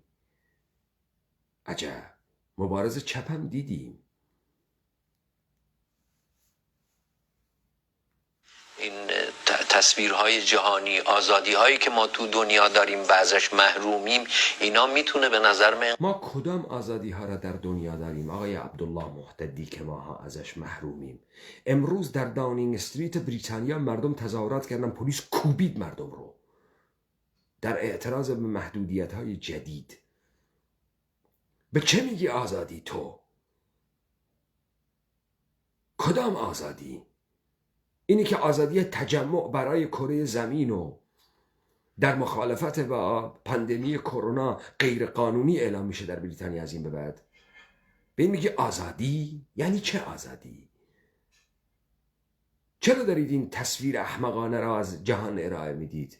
جهان کجاش آزاده؟ اگر جهان آزاد بود جنبش 1% را ندیدی؟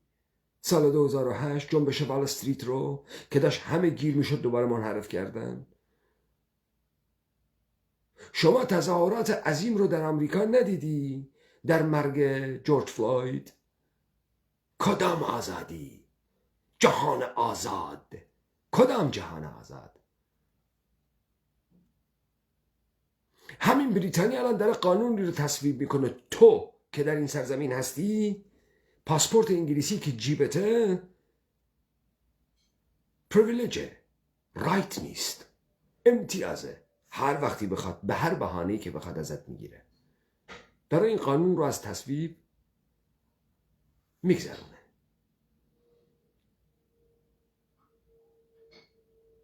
شما چرا لاطائلات به خورد این مردم میدید؟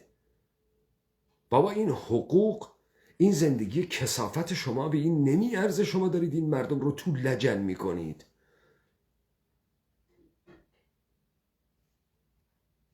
این پول کثافتی که دارید به بچه هاتون میدید از بچه هاتون فاحشه میسازه. قیتون میکنن بچه هاتون.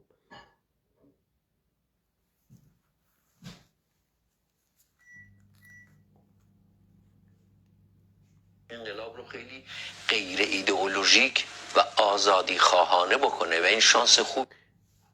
مگه میشه بی ایدئولوژی در دنیا زندگی کرد؟ آخه این حرفای احمقانه خود نداشتن ایدئولوژیه. تو ایدئولوژی داری که هر کسی هر جوری حرف میزنه دهنشو میبندی. تو ایدئولوژی نداری، تحت نام این که کسی ایدئولوژی داره سرکوبش میکنی. این خودش یه ایدئولوژیه. حرفای احمقانه چرا میزنید؟ مگه میشه بی ایدئولوژی در این دنیا زندگی کرد؟ بی جهان بینی در این دنیا زندگی کرد؟ بدون داشتن پیش‌فرض ها حرکت کرد؟ مگه میشه؟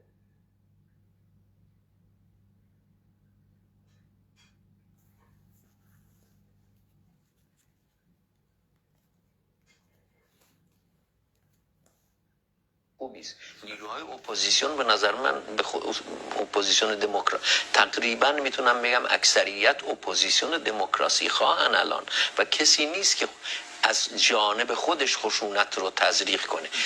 ببخشید اجازه بدید من یه جمله بگم. به این دلیل بابا شما نیروی کی هستید؟ شماها نمایندگی میکنید کی را؟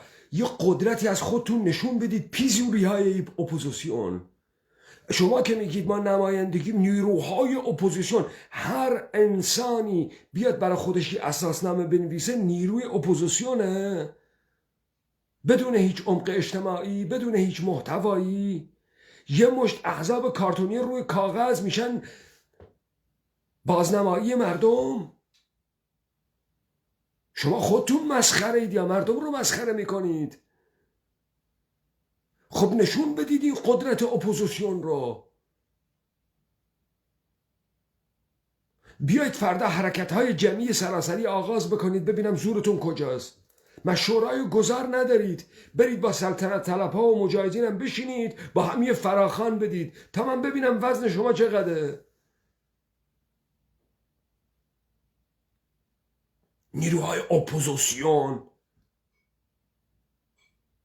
4 تا شارلاتان و کلاهبردار عامل سپاه پاسداران دور هم جمع میشن. حزب مشروط خواه لیبرال دموکراتیک، حزب نمیدونم جمهوری خواه، حزب احمقان، حزب قوم کاسپیان، حزب قوم لور، حزب قوم نمیدونم جنبش بلوچستان، جنبش احمقانه نمیدونم فلانجا الاحواز، جنبش گرگ های پشتک واروزن آذربایجان. کی شما کی هستین؟ اپوزیسیون دموکرات حرفای علکی. ما اپوزیسیونیم. اپوزیسیون چه شکلیه، چه وظیفه‌ای داره؟ کو این در هم کوبیدن شماها از حاکمیت جمهوری اسلامی؟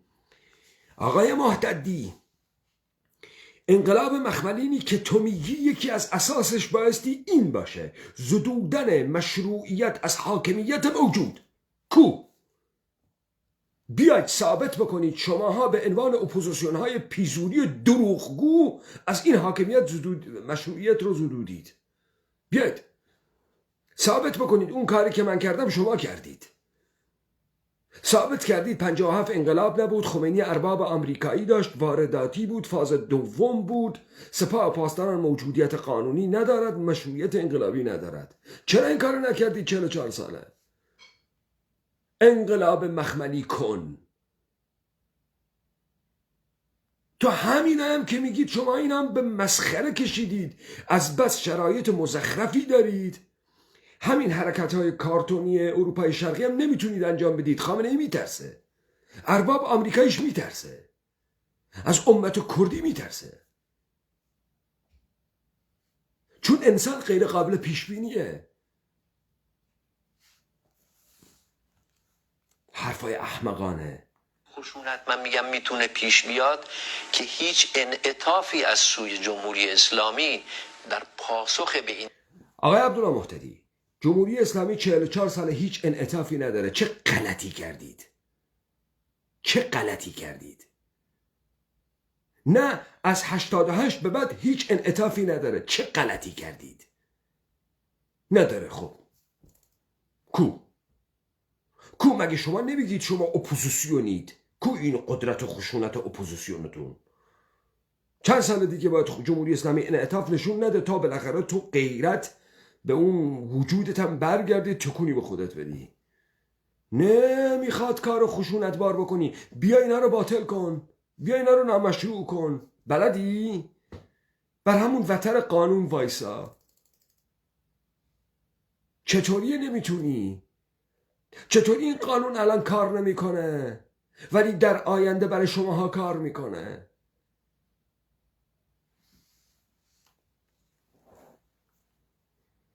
این تحولات دیده نمیشه. تصمیم گروه یا سازمان خاصی نیست این تحول از اعماق جامعه ایران داره بلند میشه، مثل خوزستان، مثل اصفهان، مثل بلوچستان.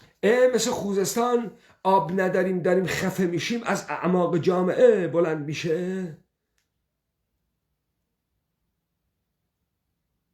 یعنی تو فکر میکنی اینی که یک مردم رو گرسنه بکنی، بی آب بکنی، بی وضعیت بکنی، این مردمان انقلابی میشن؟ کسی که محتوا نداره، ایده نداره، فقط تشنشه و گشنشه، بعد میاد کتک میخوره برمیگرده تو خونه، شهامت نداره از حاکمیت عبور بکنه، این از عمق برمیاد یا برمیسازن؟ از عمق برمیاد یا برمیسازن؟ چرا سعی دارید اینها رو انقلاب تشبیه بکنید؟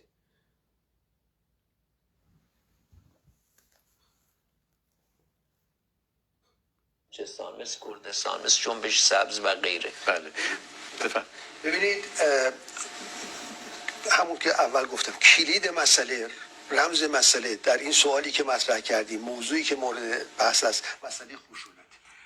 وجود خشونت و یا عدم وجود خشونت در امر سیاست. متوجه هستید؟ آیا ما تضاد قهرآمیز رو تبلیغ میکنیم یا نمیکنیم؟ متوجه؟ در 40 سال گذشته 3 طرز تفکر خشونت رو ترویج کرده و تشویق کرده. اول تفکر اسلامی بر مبنای اراده الهی، میگن اراده خداوند تبارک و تعالی است، ما نمایندش هستیم. کسی که منکر آیاتی الهی هست، اونطور که ما از قرآن، کتاب قرآن و تاریخ هزار. نه، شما خیلی بیجا کردی آقای فرزین. اولین کسی که خشونت رو ترویج میکنه اونیه که دستگاه امنیتی میسازه، زندان میسازه، اونیه که نیروی سرکوبگر میسازه، نیروی ضد شورش میسازه. ابزاری مثل باتوم میسازه، اسپری فلفل میسازه، گاز اشک‌آور میسازه، ماشین آتش نشانی درست میکنه و کاربردی که برای آتش خاموش کردن داره برای از هم پاشوندن جمعیت ازش استفاده میشه. اون کمپانیه که گلوله پلاستیکی میسازه، تفنگ ساچمه‌ای میسازه. افتاد آقای برزین، کی خشونت میکنه؟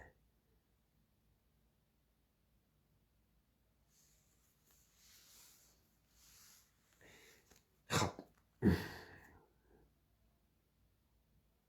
ما در دقیقه 27 از یک فایل 55 دقیقه‌ای و 9 ثانیه‌ای هستیم. همین میزان امشب کافی است و من در دیبیت دیگری به بقیه فایل میپردازم. آنچه که شما در این برنامه پرگار BBC دیدید به بهانه مرگ بنی صدر، دادگاه حمید نوری تا این دقیقه که دقیقه 27 بیش کدومش پرداخته نشد. به دو چیز پرداخته شد: 57 انقلاب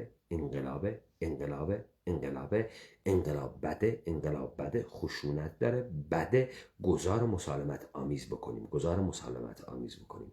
یادتونه من بهتون گفتم شرایطی که الان درش هستیم شرایط نمایش سال 56، همون نمایش شروع شده.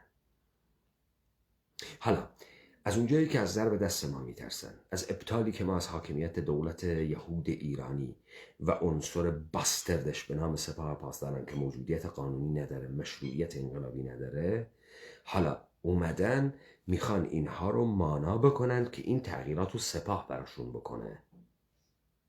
آره، مثل ارتش اعلام بی‌طرفی بکنه تا اینا بیان یه نمایشی از تغییری ایجاد بکنن، آقایان پسران خامنه‌ای ریشا رو بزنن، کراوات و پاپیون ببندن. این قاسم شعله سعدی که اصرار داره این قاطبه یه پاپیون داشته باشه، این قلی پسر قاطبه. این دیگه اوج عوام فریبی، پوپولیزم، اوج یهودیگری در بلاهت و وقاحتی که دارن به خورده این مردم میدن. حالا اینا دارن با ما میجنگن، میخوان صدای ما رو منحرف بکنن، خفه بکنن، کیپ کنن. به خاطر این عبدالله محتدی رو میارن از قومی اتنیکی کرد برساخته کومله دولت ایرانی که این همه لاطائلات و تناقضات رو بگه که 57 رو انقلاب کنه، مشروع بکنه حرکت سپاه پاسداران رو برای گذار به دموکراسی. مفهوم مزخرف، بی توضیح، بی تعریف، بی هیچ برنامه‌ای به نام دموکراسی که توضیح بده چگونه قدرت من رو به من باز میگرداند. تمام قدرتی که از من رفته است، تمام مالکیتی که از من و آحاد مردمان این سرزمین گرفته شده چطوری به ما برمیگرده؟ با وکالتی که به شما میدیم، با نمایندگی که شما از ما میکنید. خودتون رو نماینده کردید، خودتون با یه اساسنامه تبدیل شدید به نیروهای اپوزیسیون، همدیگر رو تایید میکنید. اگر یه محفل میذارید، یه حزب جدید قبول کردید، این حزب خود به خود میشه اپوزیسیون. اینجا دیگه نه مردم و نه عمق اجتماعی و نه محتوا و نه رهبریت و چیز اصلا معنا نداره، که هیچ معنا نداره. همتون هم مثل هم حرف میزنید، همتون هم استانداردات یکیه، همتون هم از یک کانال ها و یک برنامه ها استفاده میکنید، خروجیتون هم یکیه. همتون هم نوکران دولت یهود ایرانید و با اونها موجودیت یافتید، وگرنه نه عددی هستید، نه قدرتی دارید، نه وزنی دارید، نه ایده‌ای دارید، نه نبوغی دارید. یک مشت بوزینه هایی در سطح آیکیو بوزینه هستید. احیانا شما نخبگان این سرزمینید، نه؟ اینه سواد و درک و دریافت و شعور و شهامت و مردانگی و مهارت شما به این میزان سخیف. شبتون بخیر.